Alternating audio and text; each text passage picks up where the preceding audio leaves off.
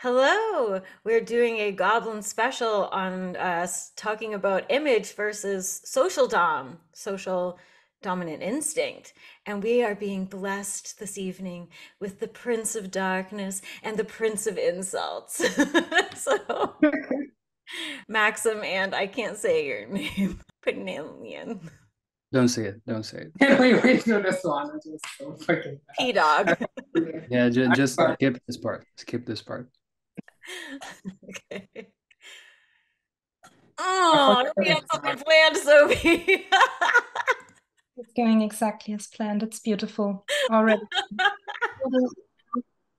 There are a lot of people who conflate social with image, and we want to look at why that is the case. And so we're lucky to have one social image core and a social head type. I know that you don't want to go first, P Dog. So, well, Maxim, do you want to talk about how you see how you see like your social core pain showing up? How you or how you would tease them apart if you have like insights on the difference between image and social. Yeah, not the biggest fan of going first, but whatever. Um, so I truly view this combo as constant social awareness without with clear separation from the social. It's a weird tug of war for me, to be constantly aware of social and to be in constant frustration from social. Um, I personally perceive myself as social blind for some time, like 2 years ago or something like that. But that's because I was so disgusted by all of it. So I wanted to distance myself from it. Can you ask again? I don't even know what I asked, but what I like about you, Maxim, is like you do seem like social forward to the max because like getting voice messages from you, it's just like, did you see what she's wearing? Oh my God, did you see what she posted? She's a pig. Like it's just like this, it's like this never ending. I feel like I have Morrissey or like somebody in my pocket of my phone, and it's like such a delight. It's like a lot. And you also are very melodramatic too, where I feel like that's maybe a difference between other types, maybe, and that have social. How it's just like this, oh, disgust. Yeah, I mean, social is going to manifest differently regarding from the core. Like social frustration, it's a very specific, it's a very specific energy rather than social, um, for example, positive social type. A positive social type, um, like social two or social nine, I think will have a different experience with the realm of social itself. Whereas for me, it's so tricky to even fathom it because while I do constantly feel stimulated from it, the distance itself makes me almost want to think that I'm not present in all of it and I'm not even reading it when I obviously am. Yeah, and I guess because I'm a social frustration type too, but I'm a seven, it's like where I sort of see us, I mean, I see us differing in so many ways, don't worry. But it's like for me, it's more like I love like ripping on people socially and being catty, but it's more like for me, it's like entertaining. It's more like I'm doing it because it's funny. And then I kind of almost create these like characters in my head, which I think is a very 70 thing to do, where you just start kind of like taking a thing and then just making it bigger and bigger and more ridiculous. And so the like yeah, and the four is more like zeroing in on these specific areas of just utter disgust and I don't know what ones do. I think I guess social ones just nitpick too, but they're not as funny.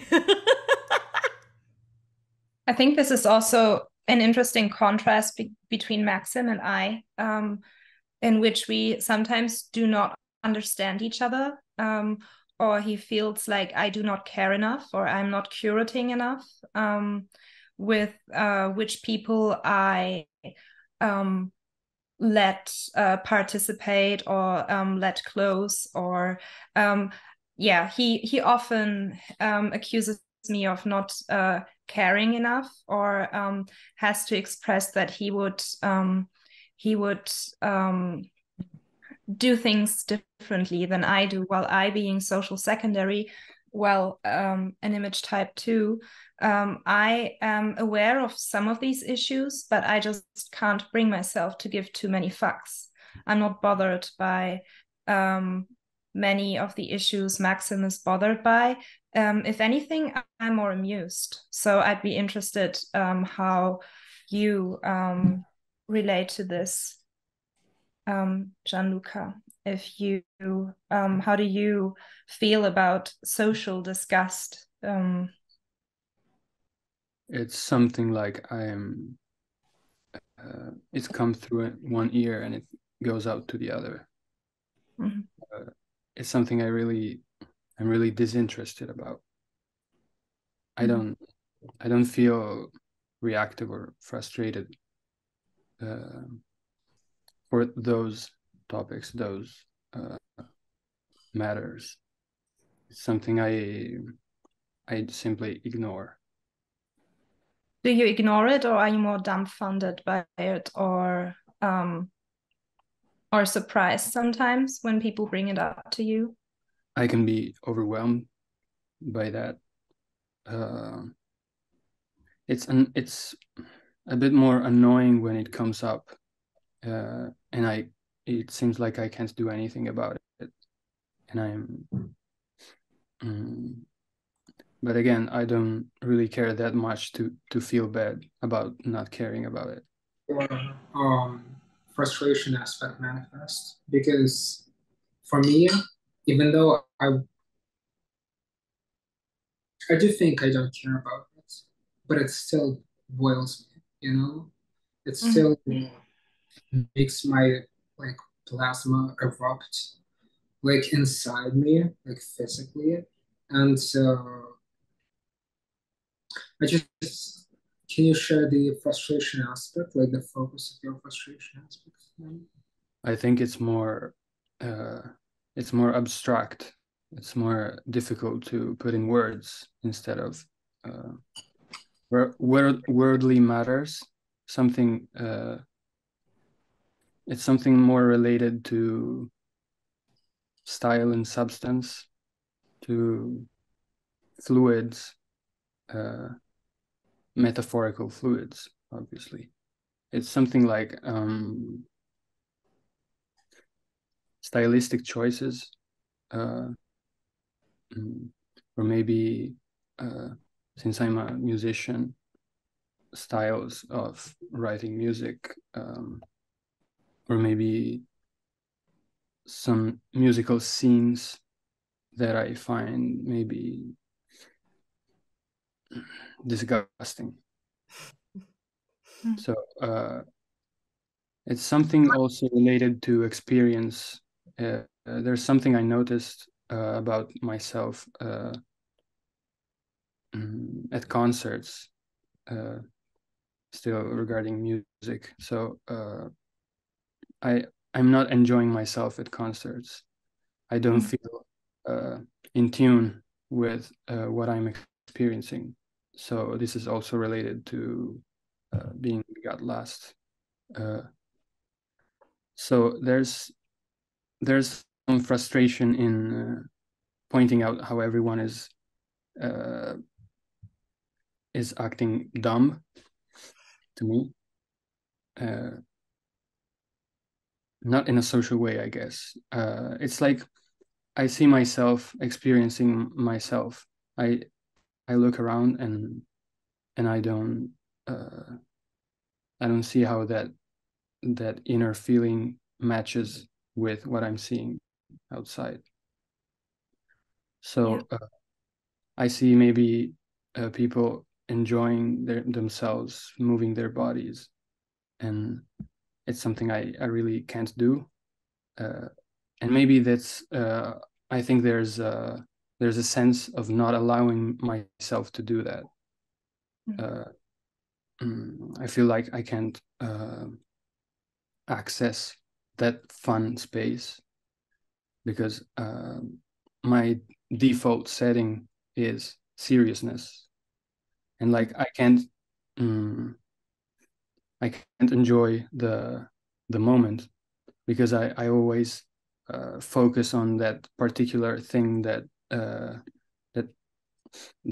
annoys me, right? Maybe it could be the music that is playing, or the musicians and stuff like that. Because I'm focused on, since I'm a guitarist, I watch how they play their stuff, and maybe I'm frustrated by those maybe those stylistic choices. Like I would I think of how I could have done better. It's like this is lessening the points of the experience. What I'm seeing is lessening the points, lessening the enjoyment, because I'm not satisfied with what I'm seeing. It's like if I would be there, I would do better. I think that is very much the crux of withdrawn image core, that you're always lessening the enjoyment of your experience, and that you are always focused on your own internal experience. You are focused on what is happening within you. So I'm very curious to hear how Maksym perceives that, or how in this fictional situation of a concert, how you feel about the people around you, if you are potentially more aware than Gianluca is, or that I am, because I have to say that I also cannot like let myself go in the moment. As soon as like the crowd starts clapping unisono, I feel so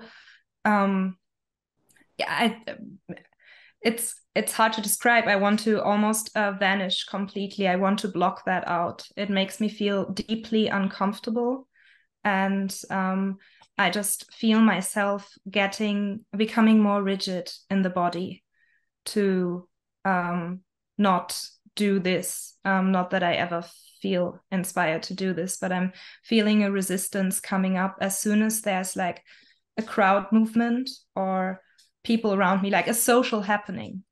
Yeah. For me, it's like I see I see that happening, but it's like oh, okay, whatever. I will still focus on what I'm seeing, like the core of what I'm seeing, not the people, the performance maybe. So I see that happening maybe, but it's like it's fine. I'm not gonna do that. And you, Maksym? People on concerts are fucking insufferable right now. No, that's true. They were at least somewhat tolerable like 5 years ago, maybe. Right now, it's fucking rot. But yeah, what can I say? I always felt concerts is a very specific experience, because it is a ritual. It is a ritual that's happening on a good concert.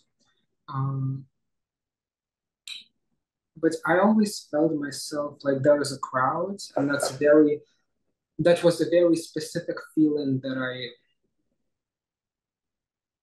felt in myself, and then I touched in one specific concert, and then I could not and see it. That there is a crowd, there are all the people, 99.9% of people, and there is me. And the opposition of the crowd against me is the frustration point, is something that rubs me. I often want to focus only on the artists and only on the stage, but the people around me, it's fucking dirty, you know. And um, I often, like, always during the concerts, I try to, like, I push myself to the forward. I'm not standing somewhere in the back. I go forward, and then I always like I need some space between, because if people are gonna be rubbing against me, like I'm not doing that, you know. I'm not rubbing against you. I'm not doing any of that. So the social rub, like, against me, specifically at concerts, the way they clap, the way all of this is happening, um, is a frustration point. Um, yeah, I cannot really emotionally distance myself from the cringe. Mm-hmm. That's where your frustration is focused on more heavily than it is for social secondary or last. I Yeah. think so. It's also contra. Yeah, it's gross being at a concert when disgusting people, and then you're like, now there's sweats on me. Now I have this gross person sweat on me. But I like it when I don't really go to concerts anymore, but I like it when I'm at a concert and it's just like, or a show. I really only like small shows, but where it's just like hot people, and then it's like, oh, like, yeah, like, let's like get up front, like, let's dance, but only if it's hot people. Then my You frustration. find concerts with only hot people. That's I don't know where they find only hot people, yeah. because Los Angeles. there's always a sweaty pig that's going through the crowd, and like Yeah. Another thing I'm doing is immediately after I get triggered by something the musicians are playing, I go to my bandmate and start to nitpick about everything, about theoretical stuff that annoy me.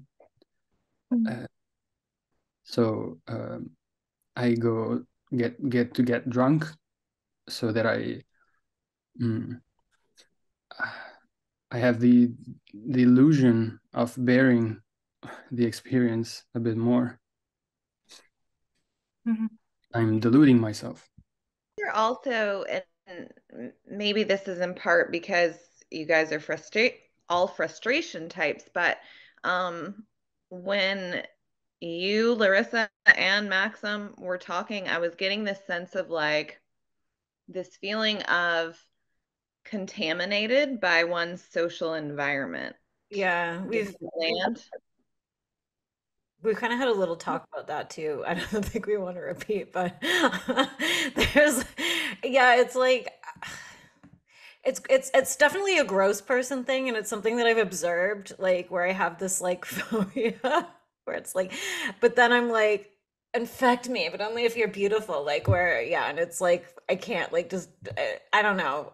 I think it is some social snobbery fucking thing. But I was gonna say too, and I wondered too if you even related to this with your seven head Mary Lydia, because you're like triple posy. But I think like being a social positive type, like if I go to like like I don't go to concerts, I only go to like small shows, and I don't really anymore because I hate everybody. But when I used to, I in Toronto, like nobody dances, and so I liked it because then I would get up at the front and I would be one of the only ones dancing, and I would feel like the star.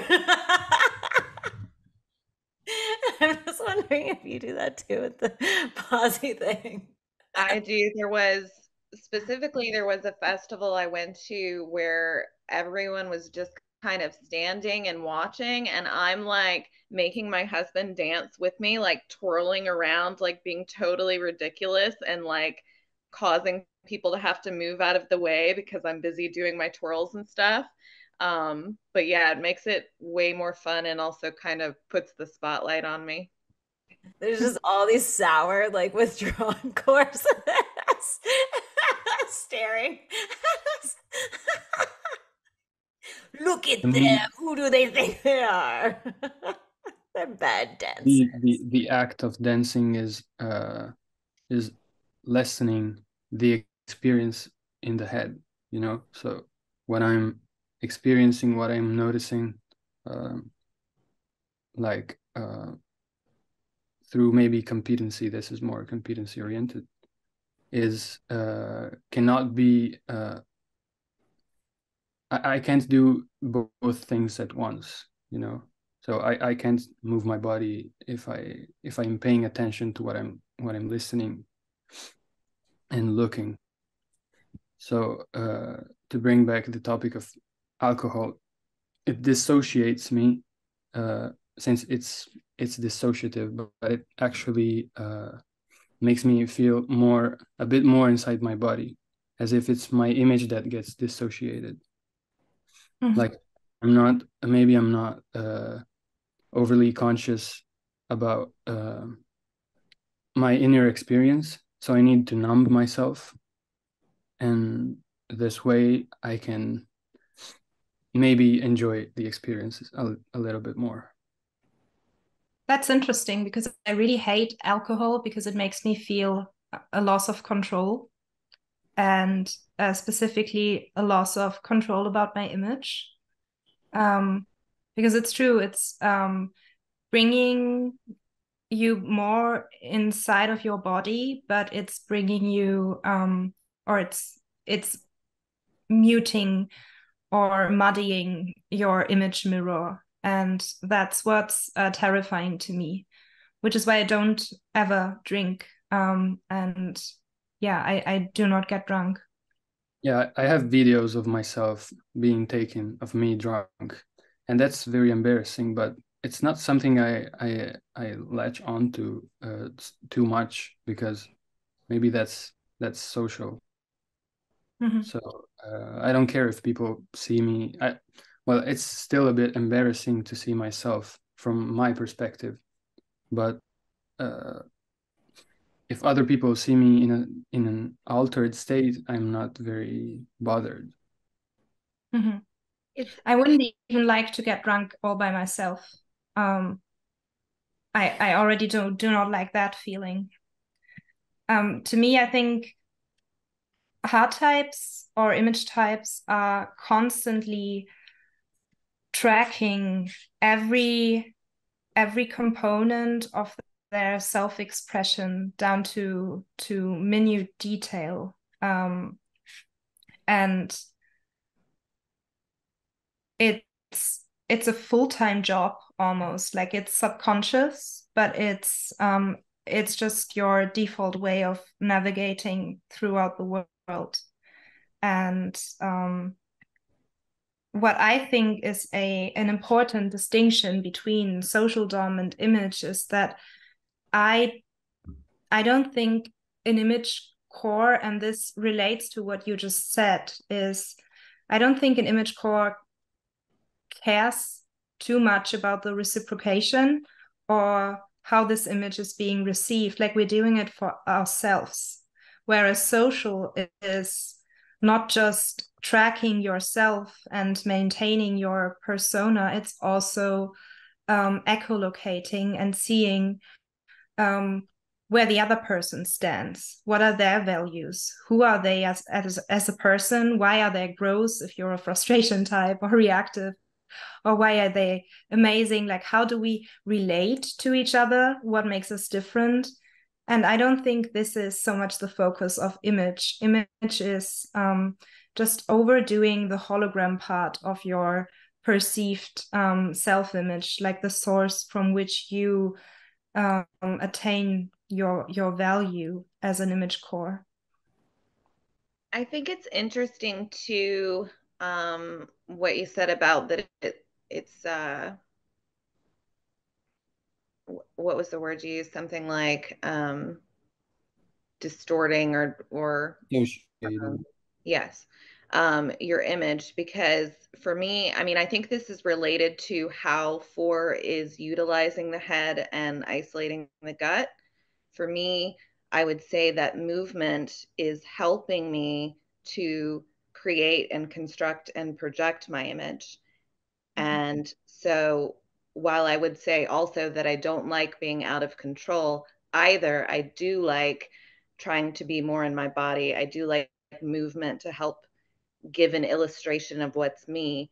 And I feel more distorted if I try to incorporate head. Mhm. I also want to say, like, I think like Four Wing Five is more self-sabotage image than Four Wing Three. Like, it's like if you look at like Johnny Depp, who's like a mad addict, like alcoholic or whatever, or I think Jim Morrison's a Four Wing Five. What is he, like SPSX or some shit? It's like, or even Bob Dylan, like they sabotage their image. Like, I don't know if he was outwardly a big booze hound, but there's like an element of self-sabotage. So I think that I can see that being like, I don't know, like almost even if you're a social last or something, there's this element of like um, fighting with your image. Like it's like Johnny Depp, like I watched the entire court case like a psycho. But it was like this thing where he was doing like image, but then it's like he's like destroying his own image at the same time, where it's like he's like with, you know, he's doing this whole withdrawn, like I'm a hurt like artist, like I'm a deep artist or whatever, and then he goes and like gets wasted and like and he sends like these crazy ass texts that I don't even know where I'm going with this point, but I can see like there being maybe this 4 or 5 image self-destruction, roiling inwards kind of thing that happens that might not be the same as like a Four Wing Three. Because like Prince, for example, who's an obvious Four Wing Three, I think 7-1, he was way more competent. Like he was way more, I think, concerned with his how he came across. But then he was like, you know, addicted to painkillers and whatever behind the scenes. So I don't fucking know. Anyway. I think that's also the point of 4 5 futileness or hopelessness, whereas with 3 you have an assertive wing that gives you some push for your fourness, whereas 4 Wing 5 doesn't even have that push, so they rather just give up. So I really think that 4 Wing 5 and like dissociating or alcoholism, I think to me 4 Wing 5 also comes across as more 9ish as 4 Wing 3. Mm-hmm. Because it's less aggressive. Yeah, I perceive 4 Wing 3 as more rigid, more posed, even without social, maybe. Yeah. Because I also perceive social as a bit more rigid, like not letting go. Like, I think I never defined some person gross. I don't define people by adjectives. Yes, us social doms are disgusting. We're disgusting people. You just The peanut gallery will judge you.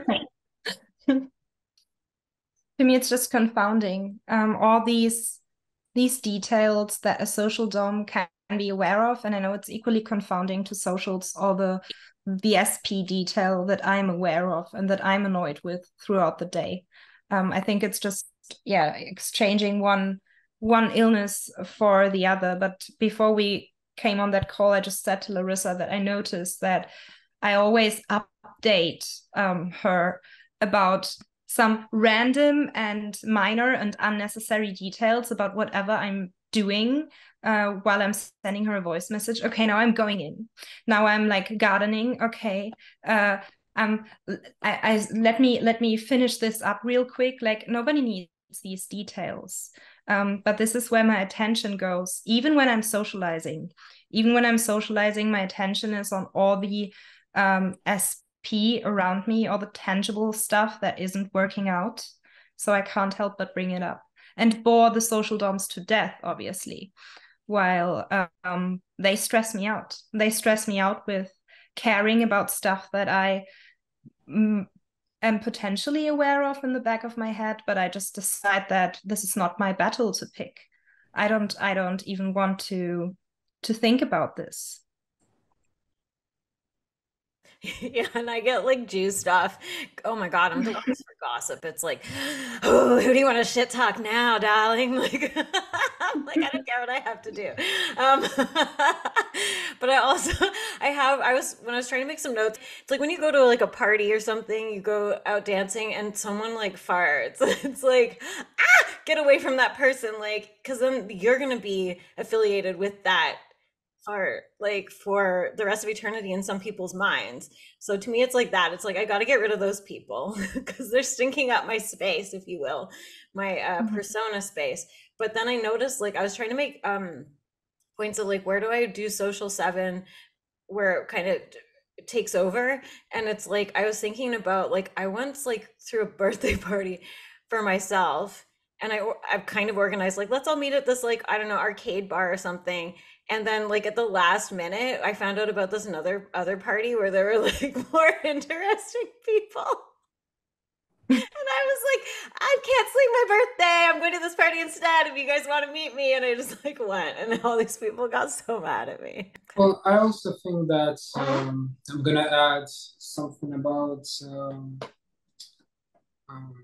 Pingu Pongo, Pnigalion, that it's an interesting tug of war happening with like when you were talking about alcohol, because alcohol, I do perceive it as having a clear line to sexual, as the same as drugs, because sexual is inherently vulnerable. It's open to the transformation of the body and of the mind and of the soul. Um, so things like drugs and alcohol, you would want that. At the same time, it rejects you so much. So you're getting into that limbo in the middle, being tugged apart. I like that, Maksym. Yeah. That's true. Yeah. Whereas I'm very much obviously aware of my body, and I do view it as a clear catalyst. I do feel the impact of my movements and even my body language. I do sense a certain level of power of inherently in it. Um, and that's obviously a social effect, you know.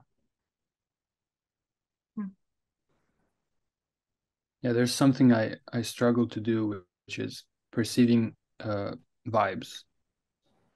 Like when I am again at a concert, and for the record, I mean small venues because I don't go to big concerts, and I can't really perceive vibes through music. This is something that limits me, I guess, because I'm always a bit more heady when I receive some input, some artistic input. So there is something I can't perceive. So sorry, my fucking cat. I think what you said was interesting about the vibes because that does seem social. I know it gets associated with nine, but it's like for me, it's like I feel like I have a superpower sometimes of being able to read a room. Like it's just like I'm immediately in the, and I'm like, that person's annoying that person wants to fuck that person. Like it's like I don't even do it consciously. It's just like this atmosphere of being a psychic and like, oh, that person is so fucking oh, that person's gonna be trying to fuck someone in the bathroom tonight. Like, oh, that person has no money. They're gonna try to get free drinks. Like it's just like it's just like this fucking I don't know, like I just absorb this field of like, I don't know, social mayhem or something. And then I like kind of automatically start making predictions about how the night's gonna go and like And who's the most interesting person to zero in on, and like who's like the boring one? Oh no, that person looked at me. Fuck, turn your back. Like, Yeah. And I remember. because for me, I can read a room, but it's very self-centered. It's always through the prism of relation to like against me. Like I'm obviously can be late 3 minutes, and then I open the door, and with my slow steps, I enter the room, and you can see how people are looking at me. Um, Yeah. it's going through that prism and through that um, image position, and then I select a very specific space in a room closer to the end corner, um, and cringe. I think my read of the room is always it's never not fueled with my own um,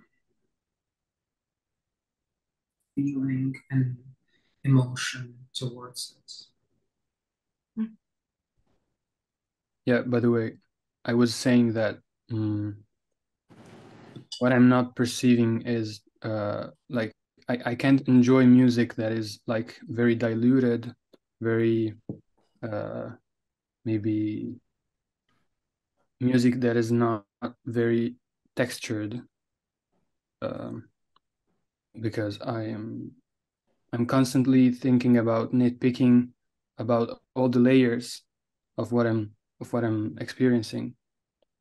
So it's not like Maksym said about entering a room um, and noticing people. It's like it's hard for me to get the vibe, uh, which is not from people. Yeah. Something more in the air. It's hard to explain, but it's not coming from people. It's coming from the general sensations. Yeah. You know? Well, SPSX is infecting the body with energy, so you're focused on yourself. It's like self-absorbed, self-collapsed, and that's where you pick your vibes up from. This is why I can only get my music's vibes. Mhm. What I'm writing has lots of atmosphere and mood, and I'm very focused on that. But it's not something that I can perceive easily in the outside. Atmosphere is something, it's particularly inherently image, the atmosphere, but I do view myself as infecting with my own atmosphere, you know. And even what you were talking about, it sounded really rejection how you never even talked about the artist. You talked about the layers, the instrumentation, there's a certain depth of an artist in what you're talking about. It's very mechanical. Why should I talk about the artist? Whereas for me, it's the For crowd me, just for me, this it's feature. the crowd is, I don't know, dipping their toes in a swamp. But for me, it's a dialogue between me as an artist and the artist, and the eye contact, and it's a very face experience because social. I do view social as being focused on faces and people.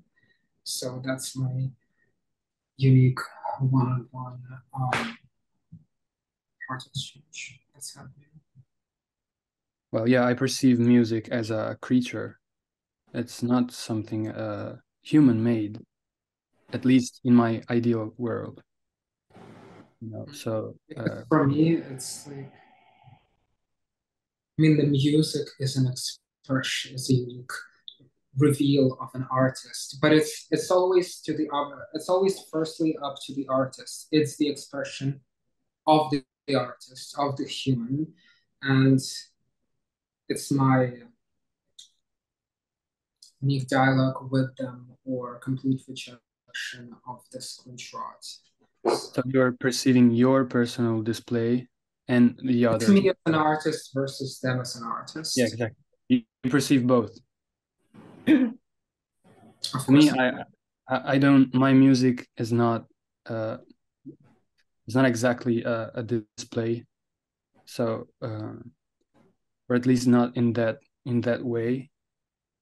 So, my no, artist is first. Artist is first. Artist is always at the forefront. It has to be center stage. And for me, I'm not sure if you know or not, but I study in a music school, and I had a very long journey of. You said musical. I study in a music school, and I had a very long journey. Um,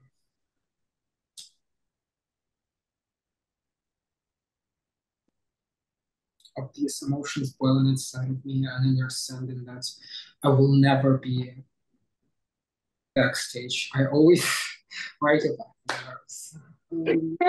I just love that moment. I study music. You study musical. How dare you?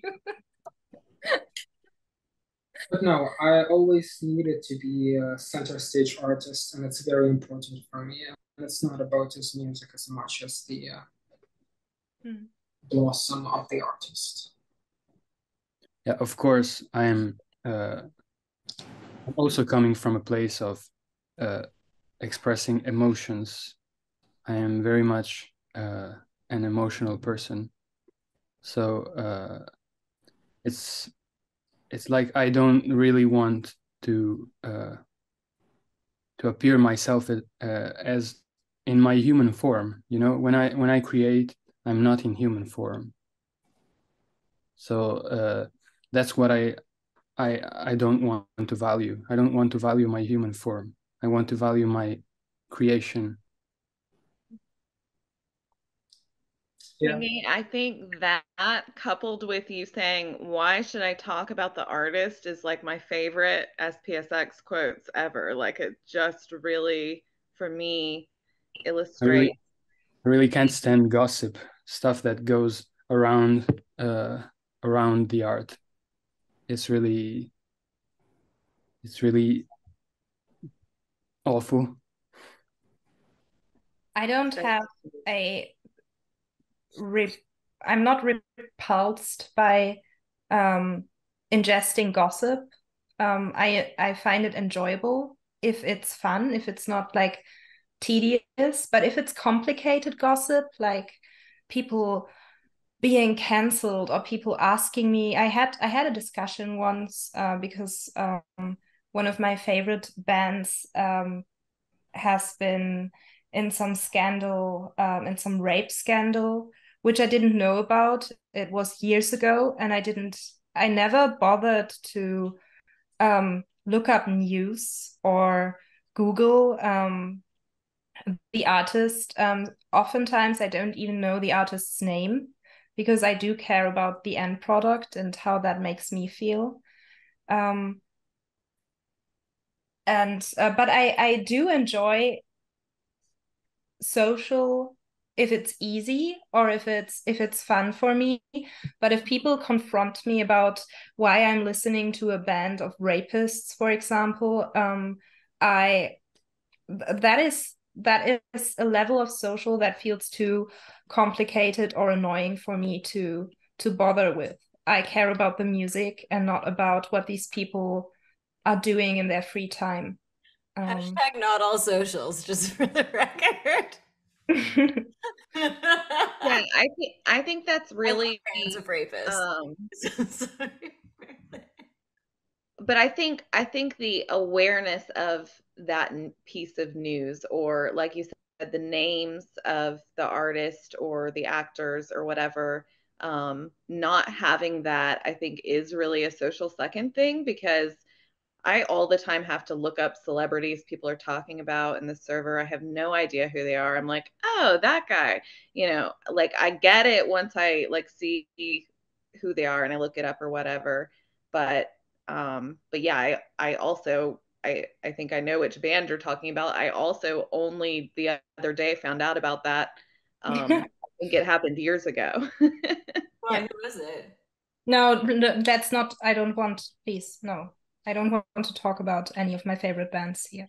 Oh, if it's your guys. Oh, I don't like your guys' music anyway, so that's okay. I just don't understand why. I just don't understand why some people shift their attention to that stuff instead of the actual music. Because it's funny and fun.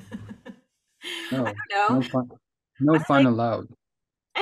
I like though, if I become obsessed with someone's art, I mean not always, but if I become obsessed with someone's art, then I'm likely to like want to kind of pry a little bit. Like, um, yeah, if I really, I'll just kind of become like almost like, oh, I'll get a crush on them or something, and then I'll be like I have a big crush on Brady Snells, and I want him to be my mean gay boyfriend so bad. But he's a social self-pres image type, and all he does is shit on people, and it's like just it's like intravenous, heavenly ecstasy.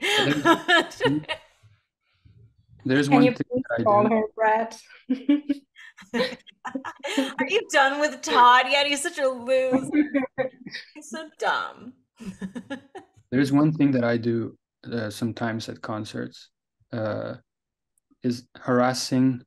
Going when the set is over, I go to some musicians to talk to them, and it's funny because all my self-pres social friends are really afraid to do that. But if you count alcohol plus me not having social, I really go there to poke them a little bit, to extract something, because I'm interested in knowing how they, again, this is maybe something competency oriented, something heady. I like to dissect the music. You're not interested in them as a person. You're not asking them I'm not asking like about their private lives or yeah, it's more like I'm coming from my place of creative uh, effort, creative as a creative person. So I'm like reaching out to them to know more, I guess, to know more about.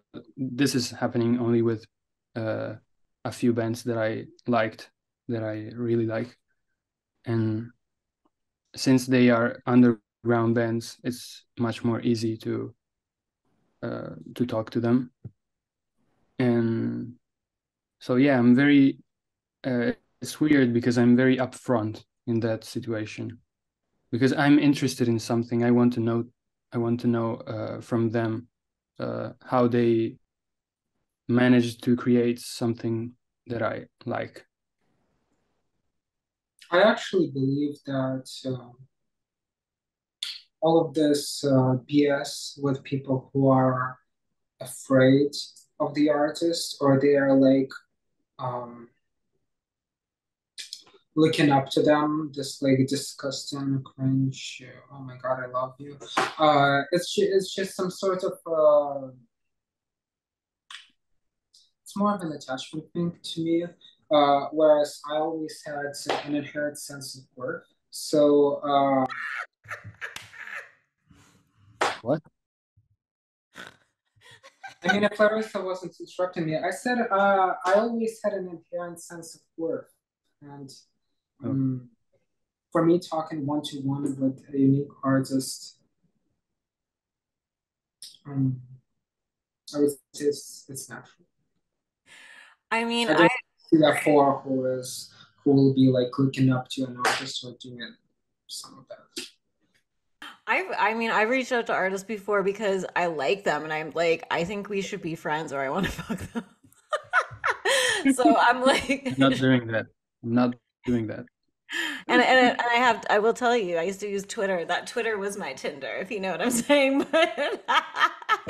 But yeah, and I did have self-worth, but I was like, I deserve celebrities. So that's why I did it.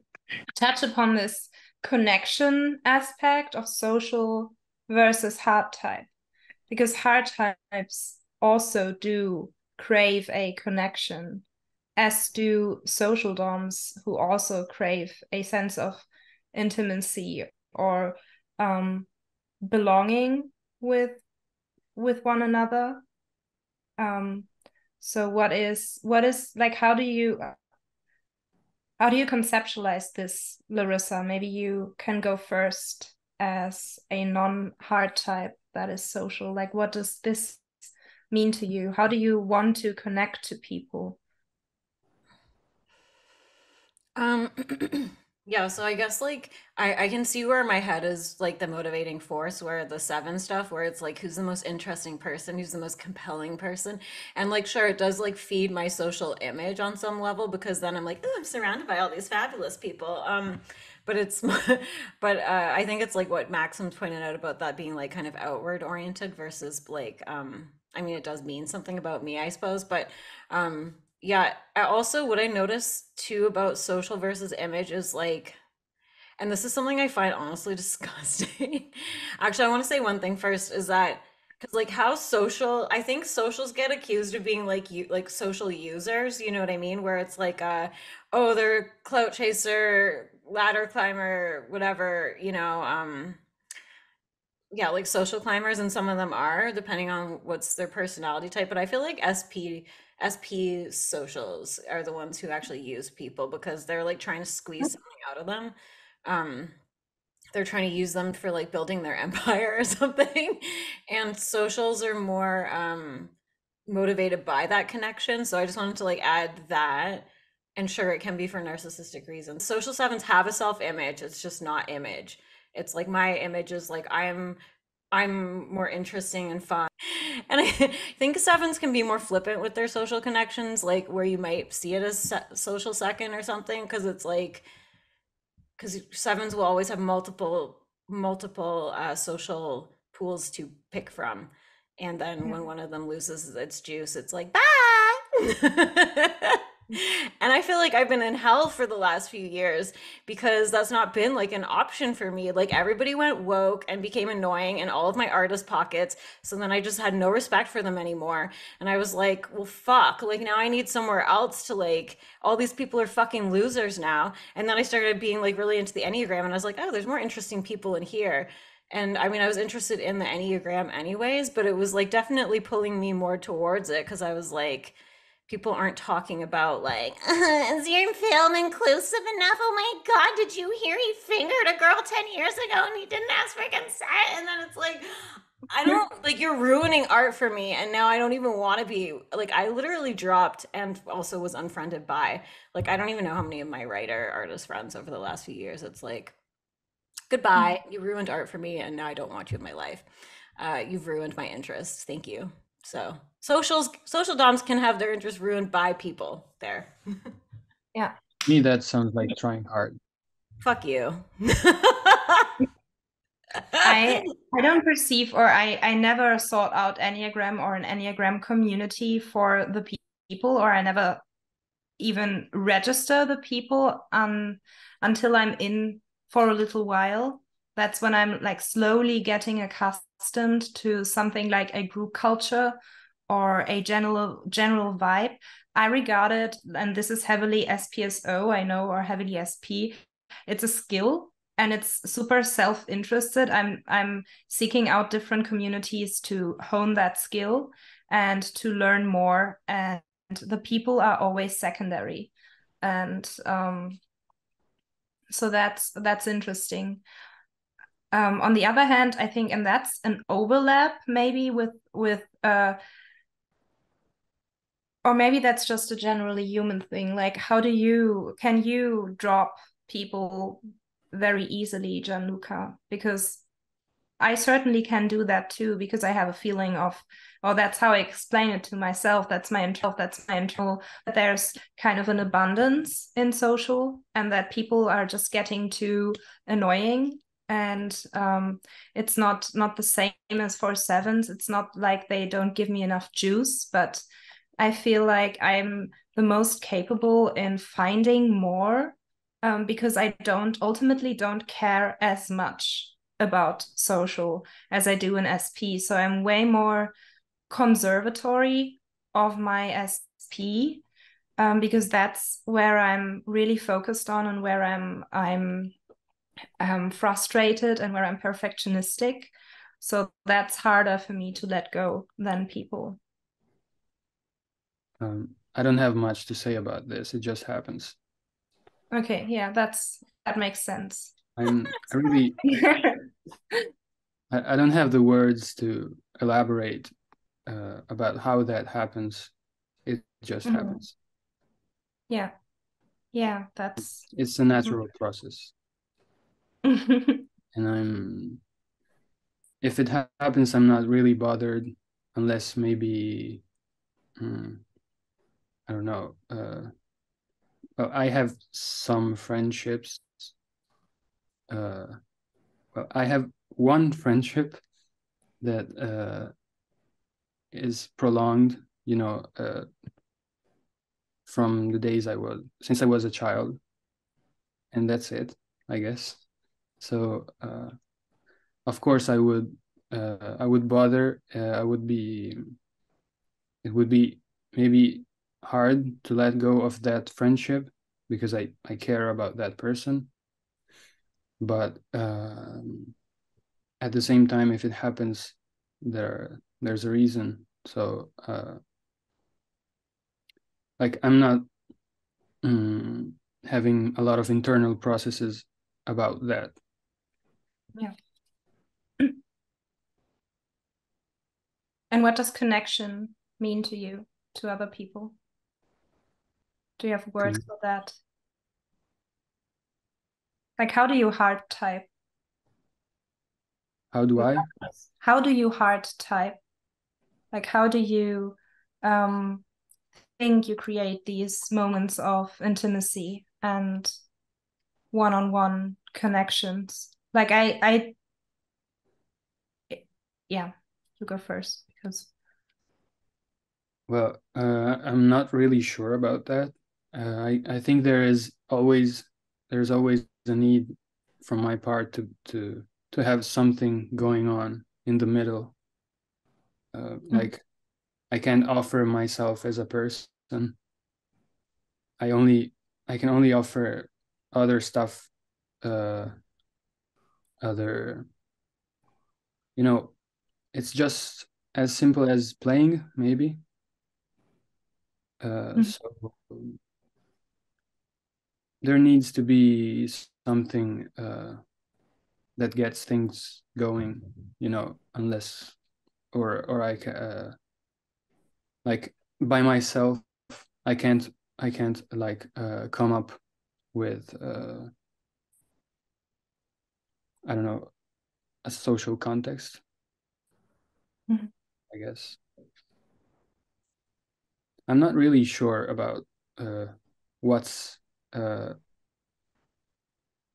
there in relationships with like friends, which is not something like dynamic. Like, my friend is a 7, so what I'm getting out of him is like an oxymoron of myself,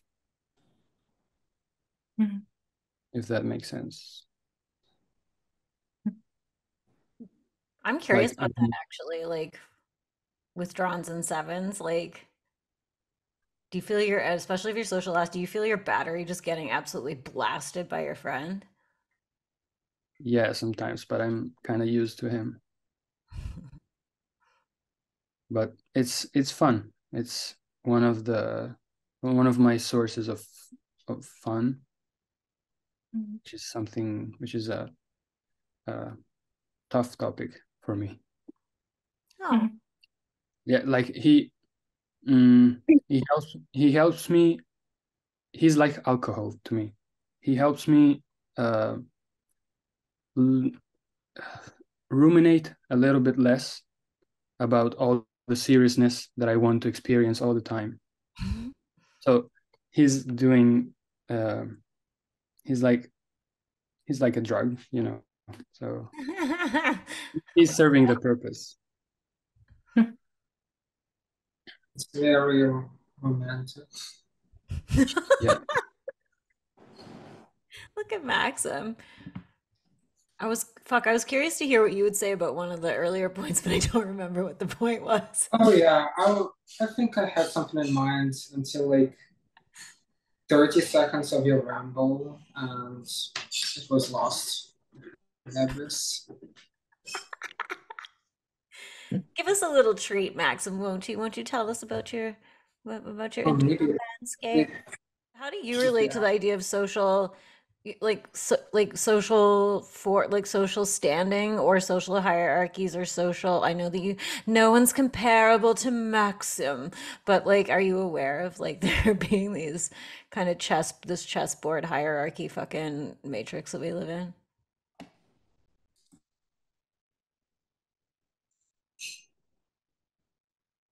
And like, how do you have friendships within that? Like, what do they mean to you? Or like,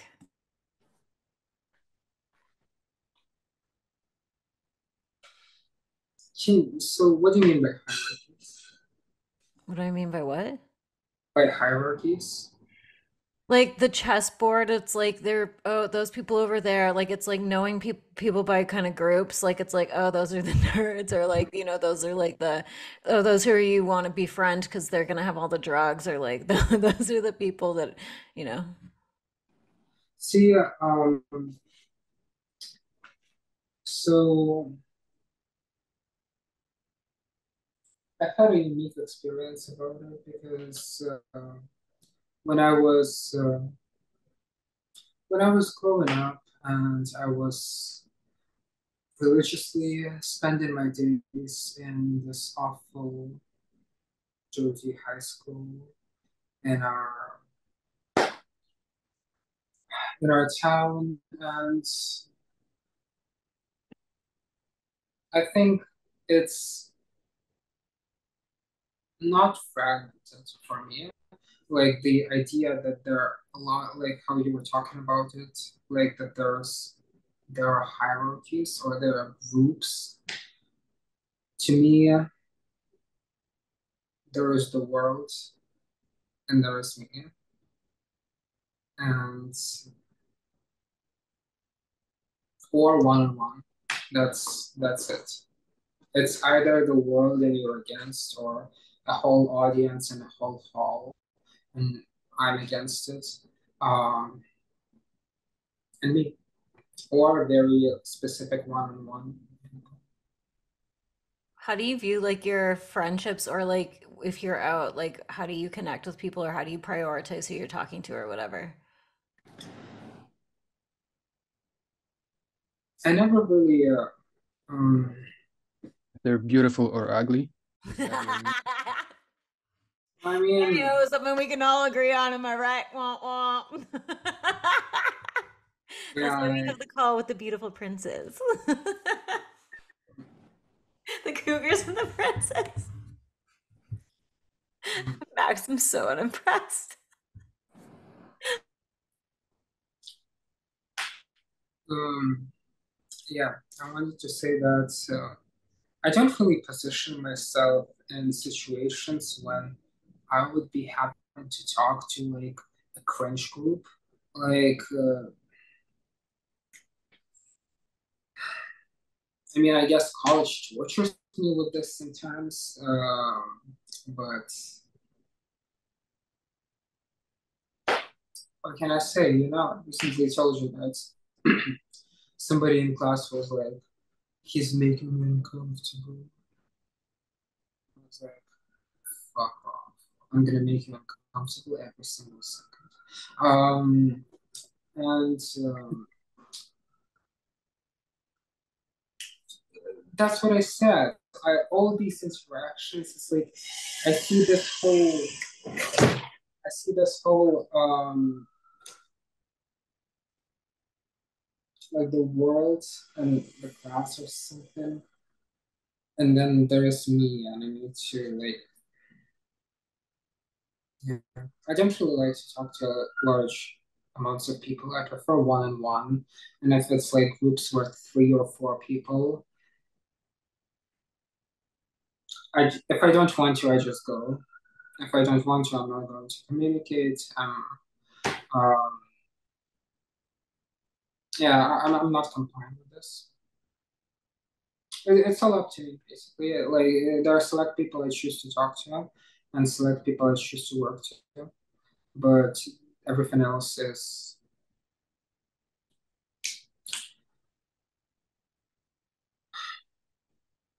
unfortunately the way it is. I think one thing that comes to mind for me is like way back towards the beginning, Larissa, you said something about, they might get their stink on you, like they're smelling up the room and you're like sensitive to that and you've got to get away from that or do whatever you have to do about that. Um, for me, I think that their stink is their stink.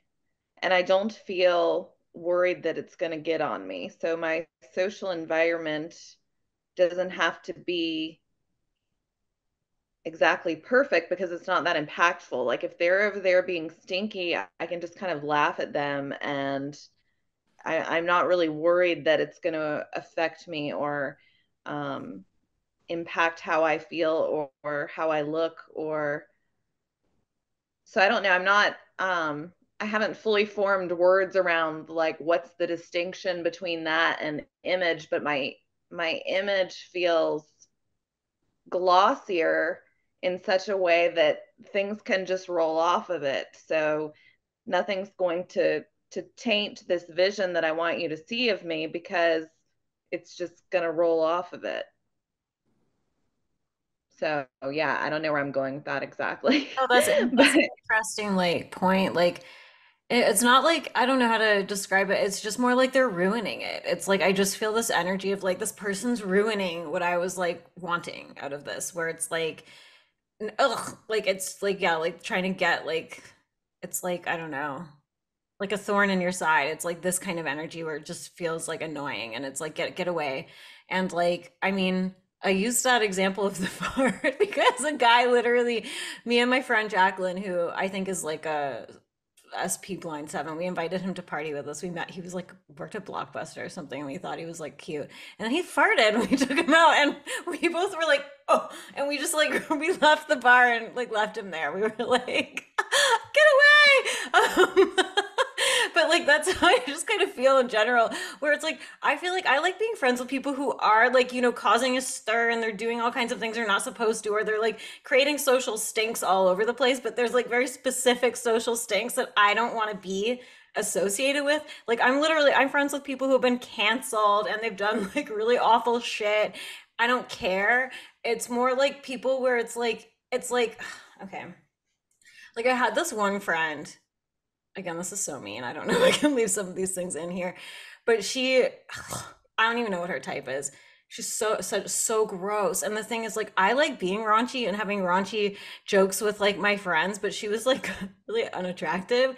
And whenever we would go out for drinks or food, she would just start being like talking about like sucking dick and like HPV, and it was just like, ugh, like I stopped being friends with her because I was just like, this is ruining like this. Like I don't want this near this. This needs to be far away from me now. Like I don't know how to like describe.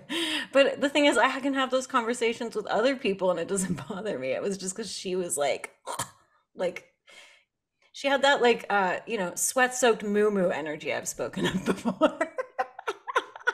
I'm interested in two things. Yeah. First, is farting what triggers social dumps?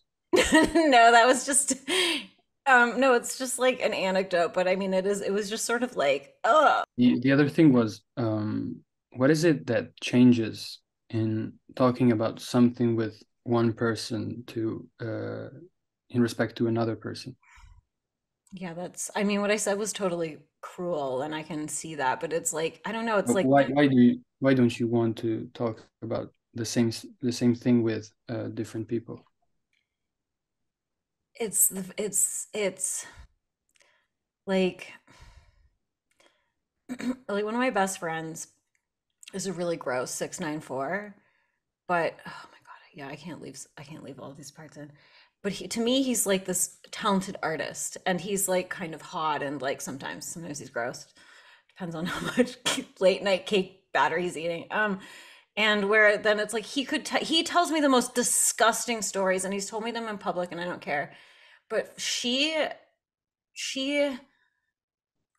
I don't know. It was just like it was her, and then her saying the same things. I was like, I just can't be in this like rotting swine energy. Oh my God. I'm sorry. I feel really guilty saying any of this. I don't think I can leave. I don't know how to. I also don't know what it is. It's just like this disgust response, I suppose, with somebody being like gross, and then they're like sitting with me, and it's like I'm now with this gross person, and I need to not be with this gross person. Uh, What is I've it about ended a them? few friendships like that. I don't really make friends with gross people now, though. That was like when I was younger, and I was like more indiscriminate with my friendships. But anyway. What is it about them that makes them gross?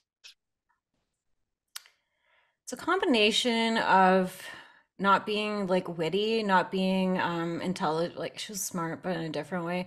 Just like, yeah, it's like not being witty, not being In like you? no. Oh, but thank you. No, but it's like, I don't know, it's like lacking, I don't know if class is the right word because I like being unclassy, but it's like a specific brand of unclassy it's like, I don't know, it's like trailer park whore energy or something. And then it's like, but that also comes from like other people where it's not that exactly, where it's just, it's like gross. I masturbate with chip grease on my hand energy, or like, um desperate energy, or like people that are trying too hard, where it's like, oh no, like, oh no, like I got to get away from this. And I know it's probably some like shadow work thing I should do, but anyway, I feel like I've told way too much about myself, and I don't know what I've actually told. And I don't like it. I've revealed something. The social paranoia, whereas the social last talks their heart out and doesn't even register that they are making a mess out of their connections potentially. Well, but I want to also add something, because, like, okay, it's not just like I'm like, oh, this person's like socially unworthy and worthless or something. Because, like, one of my friends, a, a group I was in that was like my cool party group, they didn't like one of this girl I became best friends with, and I fucking love her. And they treated her like trash, but she was my favorite person on a seven, and she was my favorite person. And so I just cut that entire group out of my life, because I was like, you don't get me anymore if you're gonna treat somebody that I love this way. So it's not like I'm like just like a total craven social climbing whatever. I just want to like addendum that, but it's so yeah, but she doesn't gross me out. So, but them behaving like that made me grossed out by them. So I don't know. A lot of things gross me out, but it's all very like specific little things that gross me out that nobody can really predict, maybe. Anyway. Ugh. This entire call has been really stressful. I don't even know what to call. I feel like this is giving me an existential crisis. It's too much withdrawn energy, too much silence. Now I've like outed myself as being some kind of horrible person. Yeah, I'm trying to um, think a bit about connection, like what is the, I mean, so much of what I'm thinking feels just too fueled with like rejection. Like, um, connection is about providing my offering. Connection is about um, creating this space where someone can share their emotions with me and feel like they can tell me all their secrets. Um, there's not as much tuning into the outside, and what's all in the environment. But that's all that's really coming to me at the moment. Yeah, I wish we had a three on the call. But I'd like to hear from a three how they feel about image and reciprocation of said image, and tuning into the other, because I do feel that 2 and 4 cores don't really care, or don't care at all almost about how this image display is being perceived, and they're also not feeling into the other person as much as a social dom, and in particular attachment social dom does. And we're And just that's also, sorry, go ahead. and that's also why I think that social attachment types relate way far more to the concept of shame than image cores do, because we become kind of a walking trophy of our value. We mask all of the centers, mask their center issue. Head types try to avoid fear by mapping. I mean, social kind of like imitates attachment on some level too. So there is that sort of like, what is the distinction? Um, because like I do notice how these things impact me, but I don't adapt to them. So that would be maybe like a finer detail of that, because I would like to say I'm obviously not a core attachment type, but maybe I'm a social 6. I don't know. Ooh, look at you. You look like a beautiful schoolgirl. Hey Sophie, I noticed that necklace that you have. Is it? Yeah, it looks very enigmatic. Is it special in any sort? Thank you so much. It's very special. It's my current favorite piece of jewelry. It's made of 1,000,000 silver rings, and you can do whatever with it. And I often wear it around my hands. I put it into different shapes. It stays exactly as I put it. And it's from Shanti's grandmother, who was her favorite person in the world. And she gifted it to me. And ever since it's also very lovely for the withdrawn, type, uneasy nestling around with things. I adore it. I've worn it in so many different versions already. It's a very special gift. For sure it is. It definitely has a precious energy around it. All right, this is enough SP Dom. Oh fuck, now Bisou's gone. Oh, Bisou, would you educate us on social versus attachment, or like social and attachment, social versus Wait, Larissa, or I will never ever finish my thoughts. Well, I started it like 2 times, and I wanted to finish it really. So it was about friends, like the topic, or what was the topic?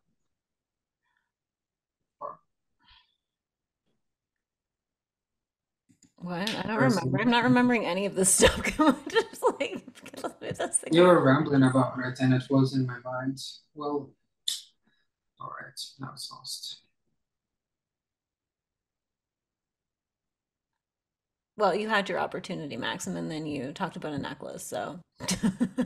Well, because the necklace was special, like I had to point it out. So is Bisou. So is Bisou. You're lucky. You're lucky that you're not. You're lucky that you're not David Lynch. Who would have killed himself. What? So we You're were lucky just. You're not David Lynch. He says that losing ideas makes him want to kill himself.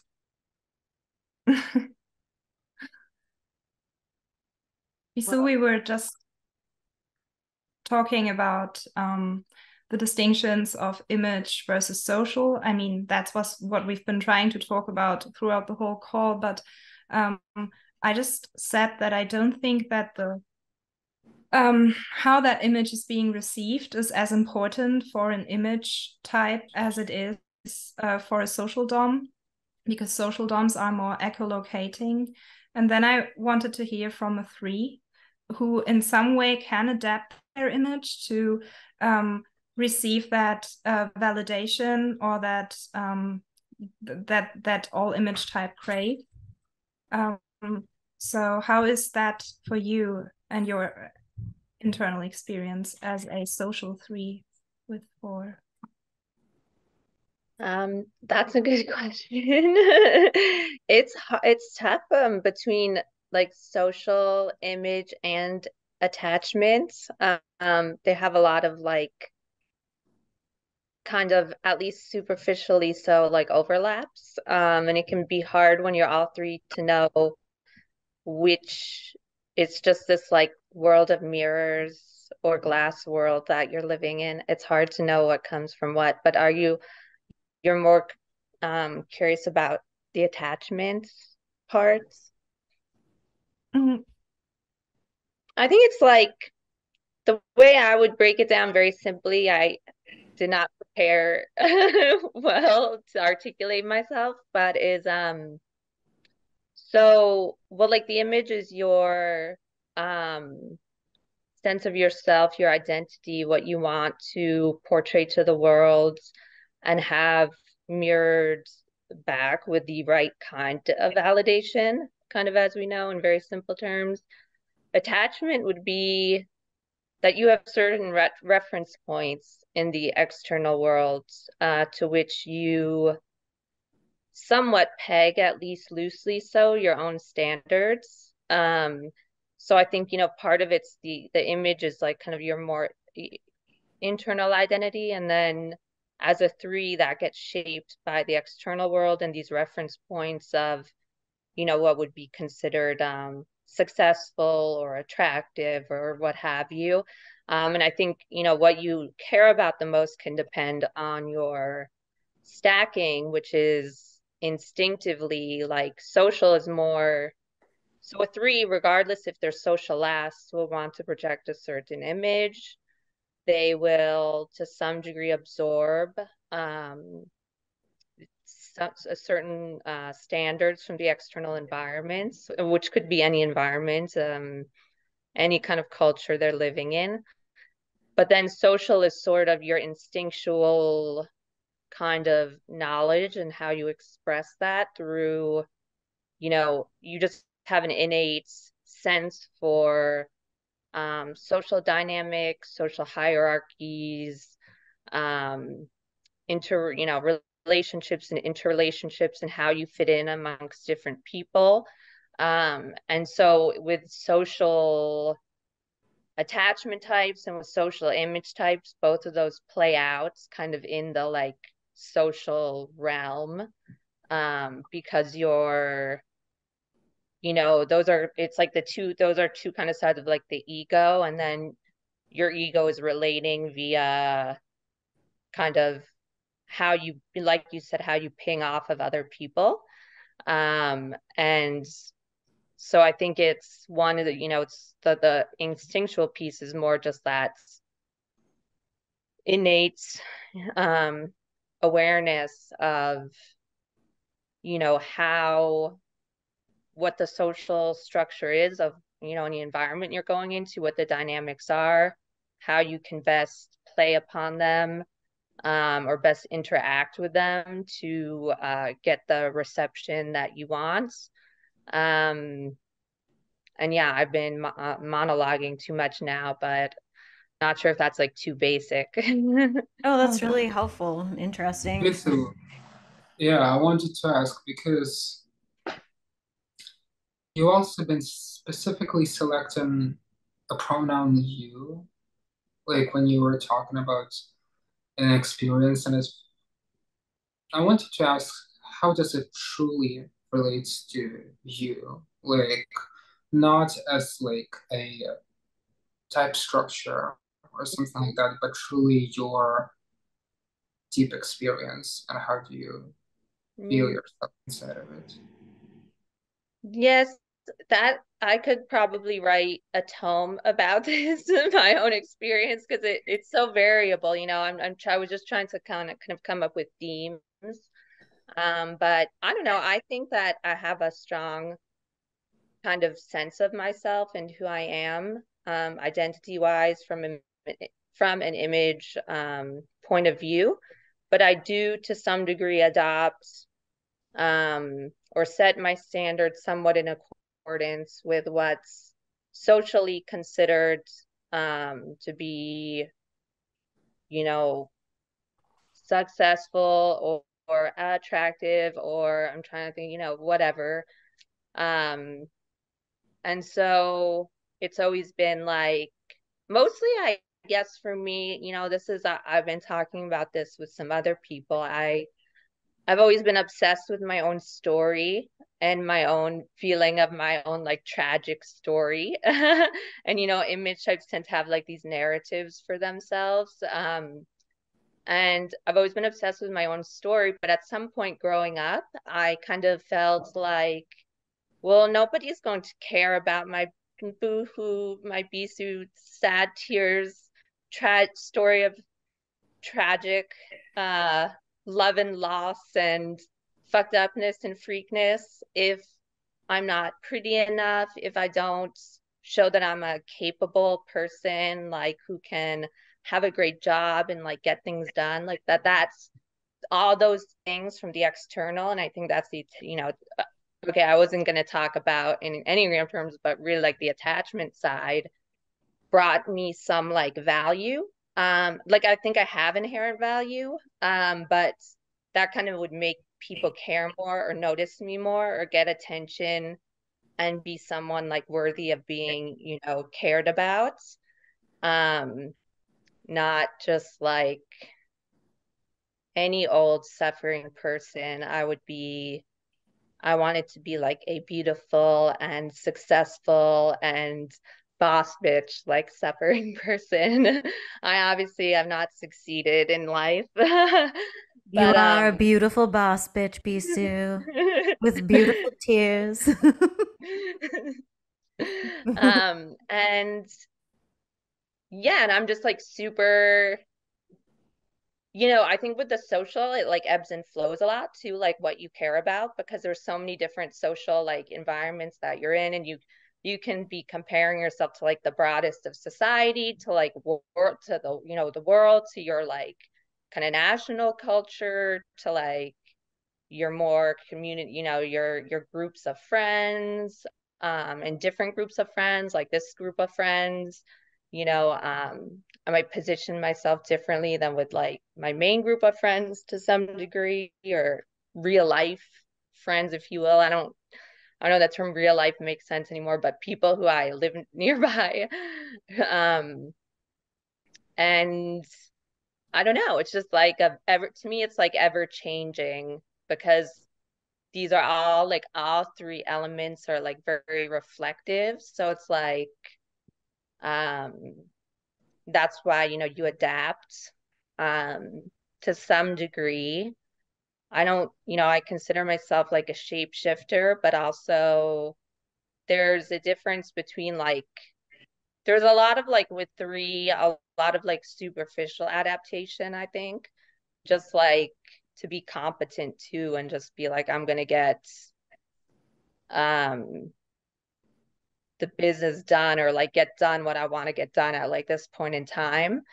And it will help if I like somewhat adapt to the norms of the group or something. But um ultimately I always kind of return to myself like whenever those dreaded periods are over. So I don't know. I could go on, like, I doesn't sound like I have much material for my book, but hopefully one day I'm going to release my memoir that will hopefully elucidate in much greater detail like how I see it, because it is, to me, this it's not so straightforward as like oh, I'm just going to do whatever it takes to get validation and adapt, like, as much as I can in any possible scenario. It's like you have a sense of yourself and like where your kind of like gravity is, like in your heart. But then, yeah, like to be able to express yourself effectively with others, sometimes you have to adapt a little to like speak more their language, or like, you know, show that you're someone who can be trustworthy, or like whatever the case may be. So I think it's very, and sometimes I'm like hyper adaptive and can, like, sometimes I can be like, I have intense social anxiety. So I tend to like shut down before like any kind of social event, even if I've been looking forward to it for a long time. So I'll like shut down, be like, I'm not going. And I'll often like cry in bed too. I'm like, I think I have like some some of my social anxiety is like deeply repressed. I'm like crying in bed. It's like, I can't go. I'm not going. And then as soon as I get there, I'm like, blah, blah, blah, blah, blah, blah, blah, blah, blah, having a good time. Like I've totally like morphed into my social self. Um, but other times, you know, it's just like that kind of depends on the strength of your mood. Other times I go out socially and I'm like kind of like meh, like not on at all. But I do think that's actually something with social. I think social variant can have a very strong like on off switch. When you're in a social situation or not. Like there's obviously some people are going to be like highly social all the time. There's going to be social variants who are very like socially anxious and shy.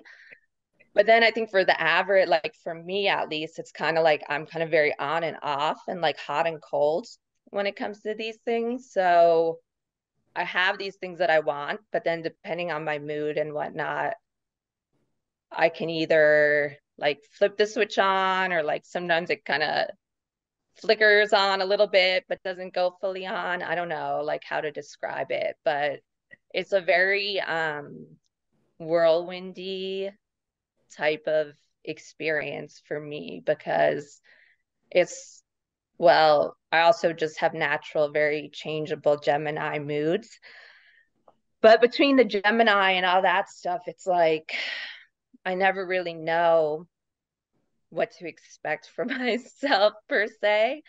I think I have some kind of consistency because, you know, through years of life experience, you kind of learn how to at least like fake it till you make it, or just fake it till you can go home and go back to crying in bed, right? Like, one remark to the consistency, because I think that is indeed a marker for image. All image types have competency influence, and as Bisou said, all image types have this internal narrative about themselves, like an internal autobiography that they try to follow.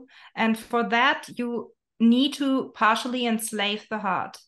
Like competency is the enslavement of the heart. It is the heart being used in favor of whatever you're trying to do. So the heart is supportive of that. But that also means that you need to repress some parts of your true heart to follow that narrative. That is how image types, I think, can be less natural with who they truly are, or what they, not who they truly are, but what they truly feel about something, versus a social dom may be more open to truly let out that their emotions in the given moment, whereas an image type would be this doesn't fit my self narrative, so this is something that I must not show. And for four, that is often the positive feelings, sometimes kindness, or like not kindness. Fours are kind. I think all heart types do have a thing about being kind, but the positive like range of emotions, and for twos it's the opposite. It's the negative range of emotions that they suppress because they don't fit the self narrative. Yeah. I agree. You know what you were talking about is kind of, I do find it really profound, Lisa. Let me just say, and I do think that you have more power than you think. Um, for me, like I never in my life I was a part of a like I never perceived myself as like, as I mentioned before, I just perceive social as the world and me, um, and me being against the world, or talking one on one with a person, and in that moment, the world becomes the person. Um, but I think the power is, in a way, in being unapologetic and not like, people have more power than they think. And I never had too many friends, but I always was on my own with myself, and I always could fight the battles that were happening. So the adaptation aspect, I think three specifically think that it's necessary, whereas often their true power is in the moments when you're talking when you're alone, and then you like fall apart out of the social image. I truly believe that this aspect is a very powerful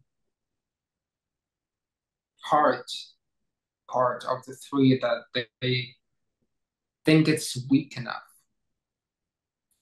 for the world. Mm-hmm. I'll just like add like the thing about the social battery that you talked about, because I know that there's like, is that SPSO or is that SO or whatever. I think that I don't know if this is because I'm a seven head, so I don't know if like this is sort of what happens for you. It's like if the in social interactions are not juicy enough, then it's like my battery just starts to fucking drain. It's like I feel my life just leaving my body, and it's like I have to get out of here. And then I get around to like more interesting people, and suddenly I'm like, let's party till fucking 5. Like but it's Yeah. like, yeah, it's one of these things where it's like it's like, oh, like what is happening? It's like I literally feel like I'm actually dying. I don't know. Yeah, me too. Yeah, for sure. I've definitely like I'm known actually to often leave things early because like I'll come in hot and then I'm like, oh, I get so drained.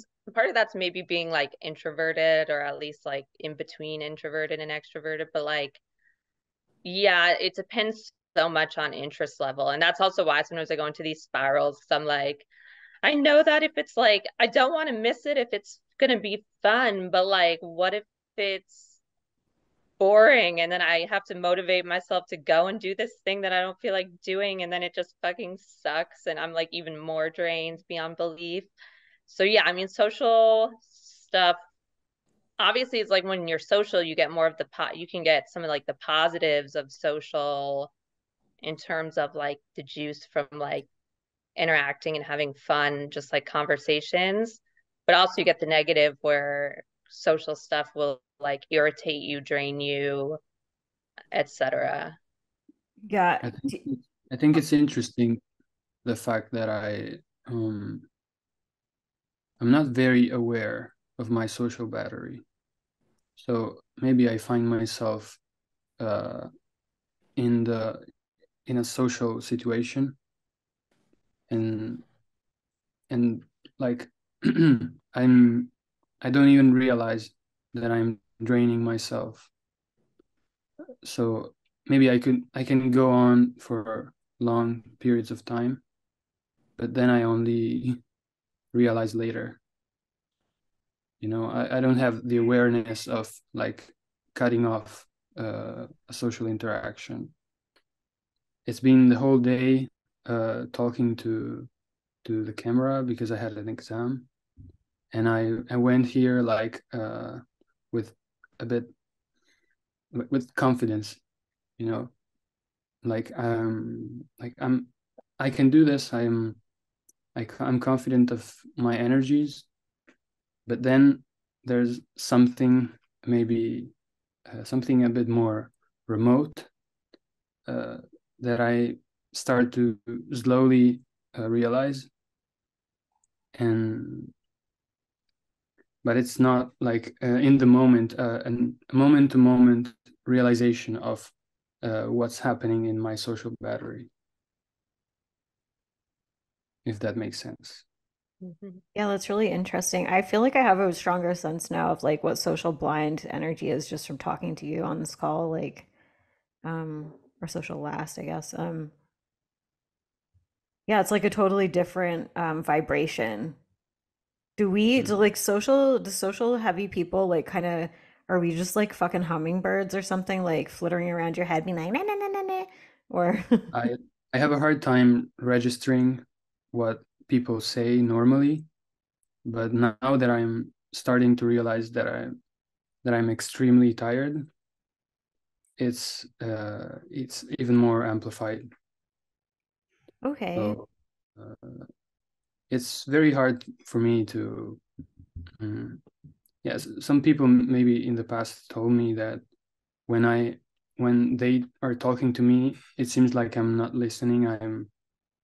I'm somewhere else, and that's because I have a hard time creating that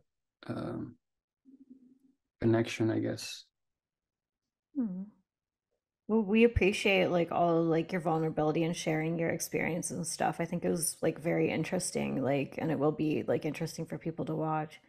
As Yeah, horrifying as that might be for you. I even what's the word? I even forgot that this was going on YouTube, that this was public knowledge. It's something unrelated that I thought about.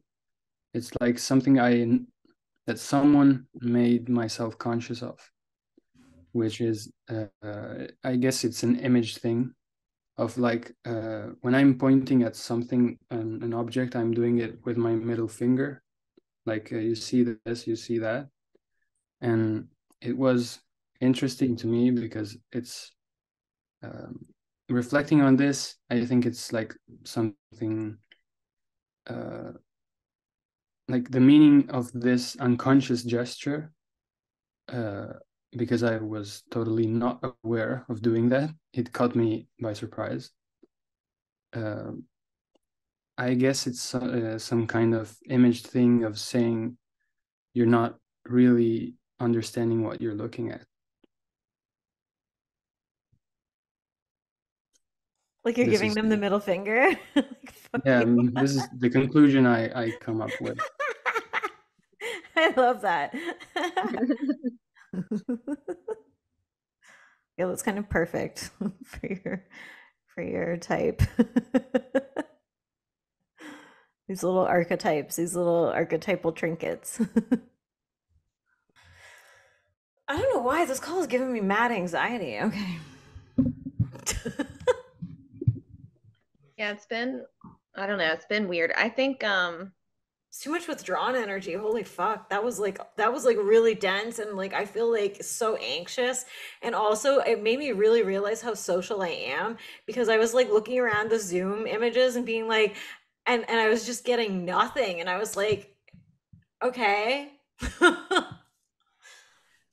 I think I tend as well to, when I'm on a call with withdrawns or people with withdrawn influence, I tend to try to make myself be a little quieter because I want to give them like a platform to speak. I feel like if I talk over them, they might not pipe up again, and I want to hear what they have to say, and I want them to know that I care what they have to say. So, um, then when there's like a lot of them, that can mean that I'm just like sitting there like making myself not say anything for long periods of time.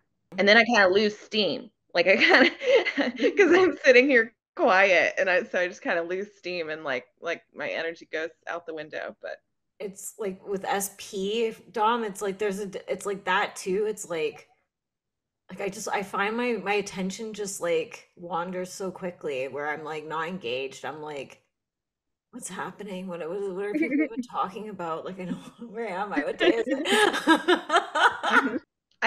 I still too am struggling to um like find the words for the distinction really between well, Bijou, what you said helped, like image is the story about myself, right? And then I think social also utilizes story a lot, but it's kind of more involving others. It's the connection to the greater, larger, whatever. Oh, Um, that's a good distinction. but yeah, I'm struggling to words are just escaping me today in general, but I'm struggling to find like what else there is exactly besides the fact that I think well, one thing I really liked when I did my typing video and you guys did your commentary on it was that you guys said something like, it's like you're interviewing the interviewer about me. And I do think with image, we are making sure it doesn't matter what question you ask, we're going to answer it however we're going to answer it. And it may not even be related to your question because we're going to make sure we're shining the light where we want you to see it. And we're not really, I'd be curious how you feel about that, Bijou, like, because I'm not really checking in to make sure that's all right and that's being received okay because it's just I'm telling you a story about me. Yeah, I think I do try. I don't know if this is social or like three. I do try to like answer questions as they're put for me, but then I tend to often not be able to and would maybe prefer to talk about something else. So I'll just like have a lot of, but this is where my six fix comes into. I'll like just caveat it a lot. Like I'm not really sure. I don't know. Like, but I guess let's see. And then I'll try to have at least some partial answer, response to their answer. I guess I'm just aware of like not wanting to seem like it's one thing. I think it's cool if you take the question and keep your response relevant to the general topic, but maybe make it into like a more interesting question. But I'm like wary of like the whole like politician thing of like, I'm not going to answer your question at all. And I'm just going to like mark it, like, and it's weird because threes are always like, get sold in the Enneagram, at least like at the beginner level, as like these people who would do just that, right? Like I'm just gonna mark it and like evade and um, make myself like sound good or whatever. Whereas but I think I have a sensitivity. I don't know if it's like the four wing or the six to like um well for I don't think I'm that concerned with making myself look good in like conventional terms, but like even if it is about like what I want to talk about, I still want to show that like I understood what the question was and that I'm making some effort to answer it at least cursorily. It was funny when they pointed it out to me because it was not really something that I had high awareness of. Like I think I always thought that I was making my answer quite relevant. Um, it's still not like you're asking me about Mars and I'm talking about Pluto, I don't think, but like I don't think it's that far apart, but I do segue it into something that I'd rather discuss or rather display. And sometimes I'll even preface it with, well, I'll just say this, and I do that in particular if someone is asking me a question that feels like it's trying to access like tender heart space or wounding in sexual realm or something like that. I am a bit more, I don't know, there's like an intro there, like I'm not gonna answer that, but I will say this. Yeah.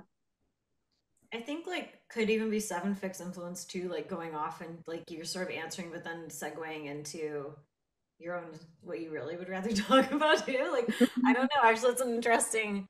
I think because I don't know. I think I might do that too, or like I feel like I almost check social in some ways to just see her. Wait, oh wait, have I gone too crazy? Like it's like, do people are people even listening to me? Do people register what I'm even saying? And then I'll notice, and then I'm like, because like I have, it's more like an insecurity thing too, because I have had friends point out to me like, Larissa, you're literally just talking to yourself and I'm just watching you, like so I try to like check in on myself, but even like sometimes on the Zoom already I was like, and then I was looking and it was um are you guys like conscious? Like I don't even know what I'm like, because I want to talk what I want to talk about, but I also would like to see some sort of reception or something.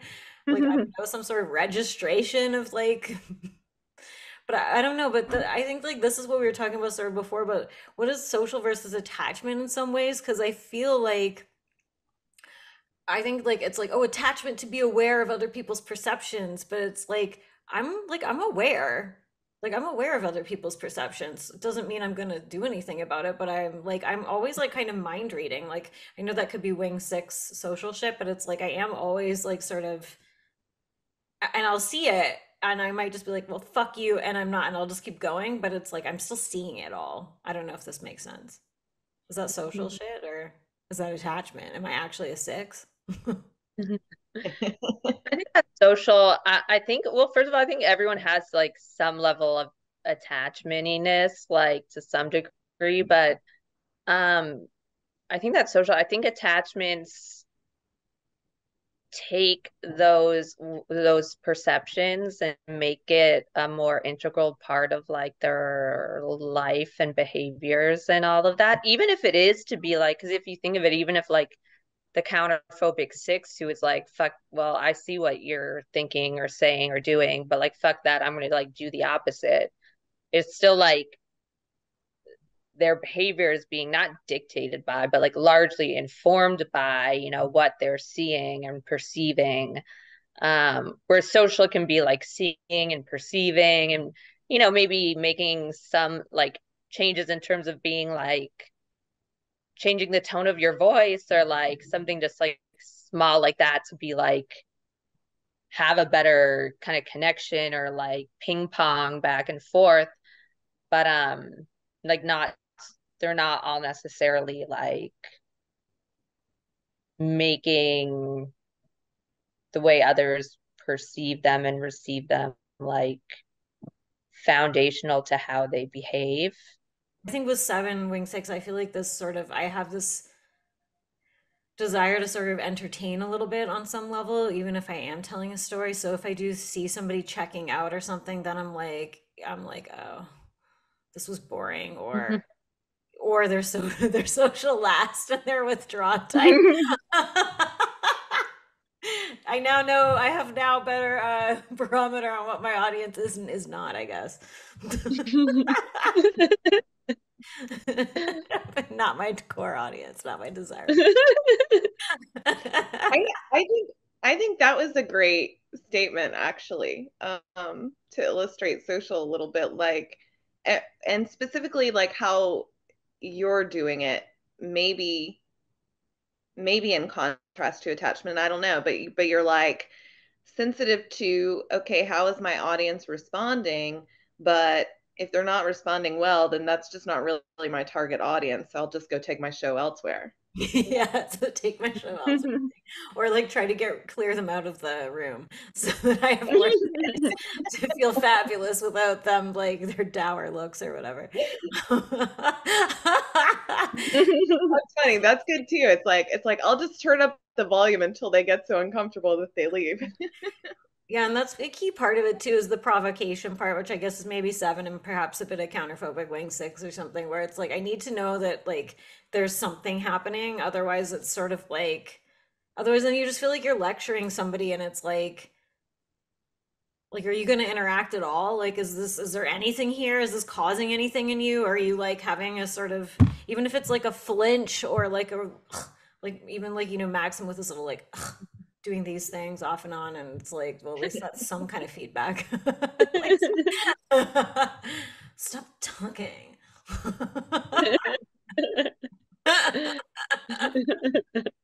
Even right now, I'm catching myself. I'm like, yes, they're laughing. You're being a social dom. I hate this analogy and I regret using it now, but I made this analogy of like, and I think that maybe this sounded attachment-y, so I'd almost like your feedback, where it's like where it's like you're in a social situation and it's almost like there's someone in the room that like dropped a fart and like you're standing near them, so you gotta like get the fuck away from them. But it's like the metaphor of that where it's like you're in a social thing with somebody and they're like doing something super just where you're like, oh, get away from me. Like where it's like is that just social or Attachment types unfortunately get permeated by the stink, or like it, it's like, oh my God. And it's just like you're gonna pretend to yourself like you're not like at first or whatever, or you're gonna complain about it, you scream on the inside, but like I think you do get affected and don't like move away in time. You can't run or hide. Okay, so it's like maybe it's my wing six panicking and then my seven being like, get the fuck away from this person where I take action. That's that's what I wanted to ask Bisou about as well, and add the little metaphor that I had attached onto your little metaphor. Um, but yeah, basically, I was saying that like I don't I don't feel that way. I don't feel like the social stink can get on me. I feel kind of separate from it, so I can just kind of laugh that it's stinky or whatever. I can have this kind of detached view of it. Um, and then also with image, so this is where I really like your input, Bisou. I also feel like it definitely can't do anything to taint what's me or what I'm trying to display. Like my image feels like it's glossy, such that those droplets of whatever are just gonna wash right down me, and it doesn't matter. It doesn't affect um, what I'm trying to show of myself. Well, can I just add one Yeah, thing no. quickly? Mine isn't like it will permeate me forever or something. It's more just like in that moment, whoever's around, where it's like now, like this is stinking up how they're seeing me. Where it's like, especially if it's somebody that I'm attracted to or I like or like think is cool or something, then it's like, oh no, now this person's gonna like associate me with this fucking thing over here, this monstrosity. I like, no, can't have it. Just so you know, you know what I mean? Yeah, no, I don't feel like it changes my image at all of myself, or like how I'm portraying myself. I'm more likely to like, if we're thinking of stink as like someone who's like annoying or acting like crazy, or that you don't want to be associated with, like if they are like a if there's someone who are just like really turning me off and I don't know them, I'll just avoid them. Like I'll just straight up avoid them, not try to talk to them, engage at all. If they're like a friend and I see them potentially making very bad impression on another friend, like, the sometimes it's like the difficulty, like they say, of like mixing friend groups, right? Like I'll then find myself like trying to, maybe this is the one time I do kind of nine out, like harmonize the situation a little bit. Like I've definitely been in situations where I've had friends like from different groups, or like even as friends within the same, when it's within the same group, I'm more likely to like let themselves like conflict and clash. When it's like different groups and I feel more like protective of each one, and like because I'm meant to be like the glue between us, then I'll be more like meaty. Try not I don't try to mediate in like a forceful kind of way at all, but more like either laugh it off, or like just be like, oh, don't worry about it, or like, I don't know how to describe it, but I'm if it's strangers or people or like loose acquaintances, then I really don't care, and I'll probably be more withdrawn towards them. But I feel like it does still like taint me because it's negatively impacting like the time that I'm having, and I get very affected by the like social environment, right? So then I'll get like this feeling inside of like, like Oh. no, like get me out of here. Like this is horrible. I'm having a horrible time. I hate this. Like everything sucks. Like, and then I'll probably just start to get a little more cranky flaky and withdrawn and like whatever, but it's definitely like what I mean by it permeates me is it does like have an impact on like how I behave, act, and feel. Mm-hmm. Yeah, like I do this thing of like sometimes I'll intermingle friend groups on purpose because I think one friend's going to be disruptive to the other group and it will be really fucking funny. So it's like I have like this, it's like I don't know, it's like I think I only if I can control how it's, you know what I mean, where it's like this kind of, I don't know, I guess like maybe it's a control 7 thing of, but it's like, yeah, it's like some gross person. I don't want that stink. But if it's like I'm gonna show up at a party with my crazy friend, like I used to take my 2 and 3 SP blind friend to parties on because I knew she'd be crazy, and I knew, and it would look bad on me, whatever. But I didn't care because I was like, I don't care. This is fucking funny, and Yeah. and I don't really care what these people I think. feel like with image socializing and attachment, like so much can depend on the situation that it's like hard to generalize things. Yeah. But yeah, I've definitely been in situations where I bring like a crazy, I also have a 2 and 3 SP last friend, a sexual social who's like very out there, but I think in a fun, cool way. So I like to like she doesn't do things that I think are like crazy or gross, you know, but I don't mind like bringing her around some of my like more conventional friends, let's say, to like and let her shock them or like whatever. Yeah. It's more, I was thinking more like when someone's doing something, I hate to use the word like inappropriate, but that's like that I feel is like not reprehensible might be too strong of a word, but they're like behaving kind of like an asshole or like a douche or something like that. I'll be like, that's when I try to more like smooth things over, which I really suck at. So I mostly let things play out, but I'll be like, oh God, but I might try to do a little smoothing, but I'm like not so good at that. Yeah, I've gotten in a lot of trouble for doing this, like doing that kind of stuff, bringing a crazy friend to the thing and then being like, Larissa, why did you do that? It's like, because it was funny. Like, but then, yeah, it's like, I don't know, I get really controlling about other aspects of it. I have an 8 friend who I mean, I love her and like I think she's really fun. But she does have a tendency to, when I have like mixed her with other friend groups, like cause just outrageous, like kind of drama and hostilities, like fights happen and stuff between her. And then that's when I get started like, I'm okay, I think, up until a point where like there's open like fighting or like sorry, or like open rage. Because then my non-fic starts becoming very uncomfortable with the situation. Yeah, that's actually, yeah, this is clarifying some things because my sister's a social self-pres, I think 9 wing 163. She's pretty 3-ish though. But she gets like, I notice she personally takes like personal offense when anything happens where it's like now it's her problem and like she's upset about it and it means something that like these two friends don't like each other and it's this whole thing and I can tell she gets kind of stressed out when there's certain friends mixing and it's almost like she like is saying something about her that like she's in this group while this is happening or something, even though it has nothing to do with her. But it's but I think it might be Yeah. that absorbent part of it where Yeah, it's just uncomfortable to be around for me in the while it's happening. Like afterwards, I don't really care as much. I'm like, okay, they don't like each other, they didn't get along, they had like horrible fight or whatever.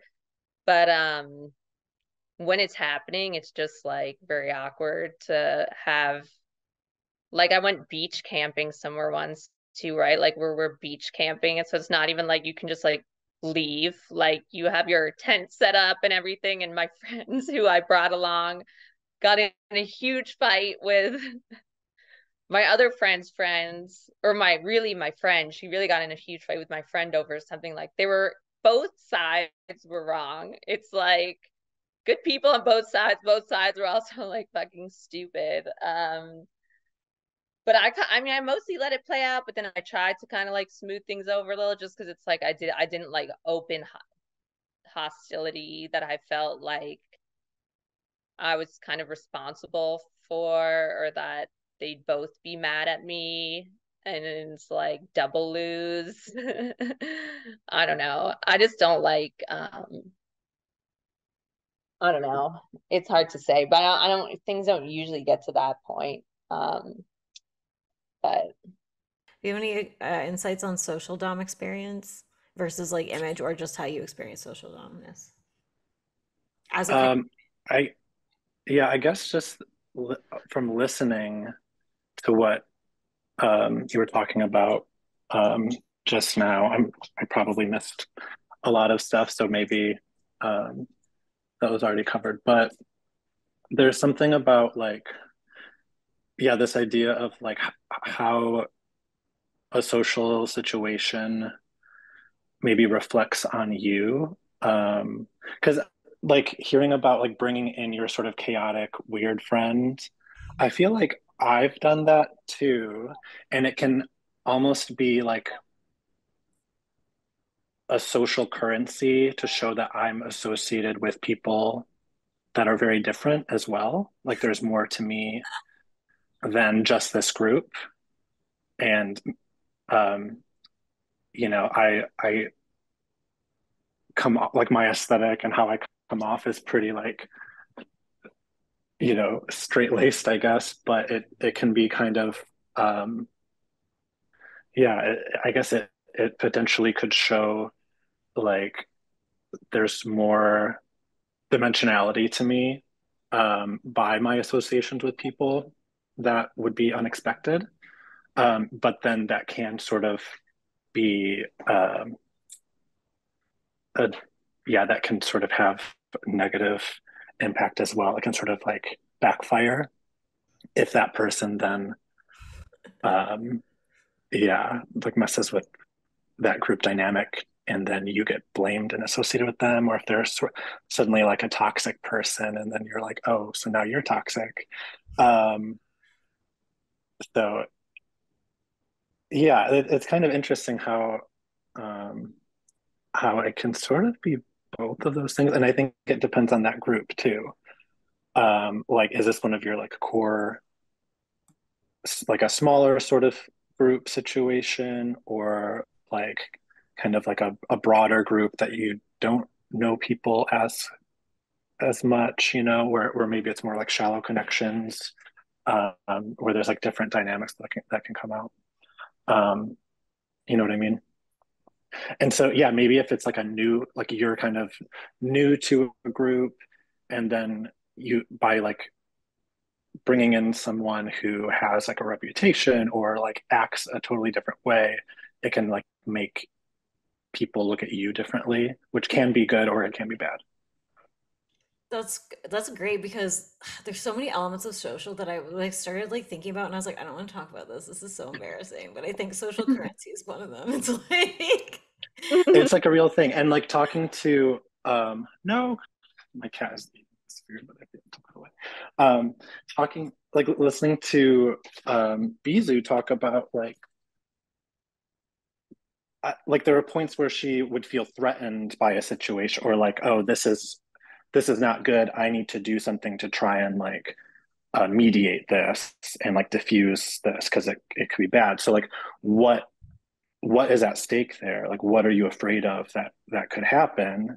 And you know, like is it like influence or power that's on the line, or respect, or you know, like what I think that's an interesting question, and that answer might be different for different people, or it must be different for different people. And so it's interesting thinking about like, yeah, like how those like instincts play out through the lens of type, and like maybe with you as like a seven, you are like in tune with these like instinctual needs, but like you have a more playful take on it, where it's like you'll use that as a way to like stir things up and have something interesting happen. Um, yeah, that's actually Versus like a three is like doing something else with the same kinds of, it's like raw materials or like resources or something on the table that you're sort of calculating, but then you want to do something different. You have a different strategy with how to deal with them. So So like your what's behavior your might be very different, right? what's your answer to the question, Thomas? Like what feels at stake for you? I think that can depend, but maybe it boils down to like the connection and like if I mess this up, then I won't be part of this anymore, and I'm gonna lose that. Or like, yeah, so like maybe I won't be seen as interesting enough, or I might be seen as um, either dangerous to a social dynamic or just like unwanted for some reason, and I could be excluded, and then I'm like, then I don't have anything, then I'm like stuck on my own. And then not having, and I think that gets to like my type feeling like I need, like, sort of, there's like a sense of helplessness where I need other people. There's not like much trust in myself on my own. And so having social connections that can maybe fill in the gaps in that confidence, that's sort of on the line too. Of like, okay, well, how do I operate in the world if I don't have social connections to sort of like help me when I need help or like show me the way, the sort of like the sixth ad fix take on things. Um, like where is where will I find support? Where will I find guidance? And where will I find my place if then that yeah, if I don't have I think that's sort of how I use social currency. It would be like making myself seem interesting enough and to be valued and included. Hmm. And I some of that love is also not just being interesting. Some of it is also like a sense of like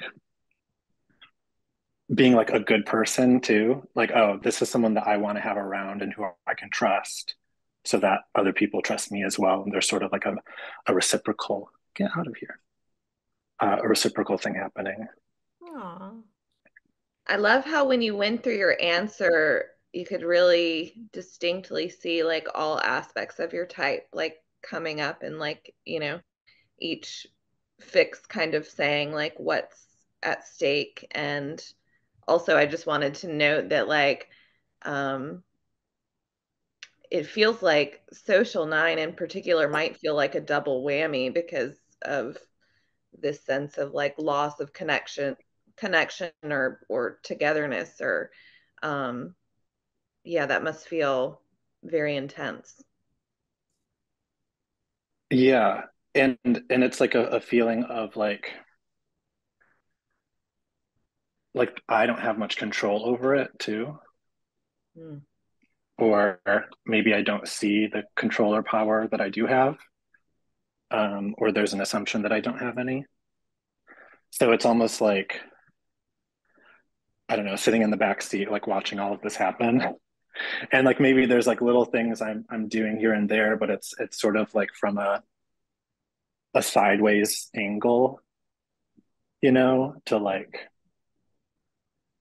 a sideways or passive angle of like drawing people in instead of like pushing myself out.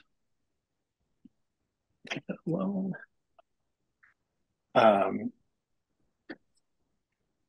yeah. So yeah, I get it's all kind of like tied together as well. So it's like it's hard to see like the like to an extent I see where each thing like each facet is like playing out, but then like when you look closer, you can sort of see how those things blend together in kind of confusing ways too. Of like the three fix as well, like wanting to be like appreciated and seen, but then nine not wanting to do anything about it and wanting that to happen sort of naturally. And if you like force it, then it's not real, you know?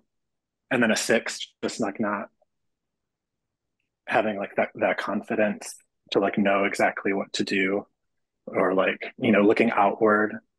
I feel like people with a six fix, a lot of times there's like this, or maybe that's like a mixture of like the triple attachment of like little brother energy. I feel like I have that, and I am like a little brother. I have an older brother. So like sort of wanting to be like adopted into a group, you know, of like, oh, like this, like he's so cool, like join us, you know, like you know, you want like your older sibling, like the friend group of your older siblings to like want to include you, you know, um, because like you can hang with the older kids, you know. Uh, That's So, sweet. but now I'm like, yeah, almost 32, and it's like I'm not really. uh, Don't look it, darling. I can't be like the younger brother all the time anymore. Like, you know, like because I was also young for my year. Like I started school a little bit earlier. So I was always like one of the youngest people in my class, like going through, you know, elementary school and everything in college. Um, so that I feel like exacerbated that. And I think that strategy kind of like worked for me. That's what was comfortable of like I would be like sort of on the outskirts um, of a group, and I would maybe say some like clever, witty thing kind of quietly and hope that someone noticed. And then, you know, if I do that enough times, then people would be like, "Oh, wait, you're really funny. I'm going to actually pay attention to what you're saying." You know, so that would be a common like entry point is like wanting to be seen as like um surprisingly like observant and witty, so I should listen closely when he like says something under his breath or, you know, has comments like that, and then would be sort of like included naturally, you know what I mean?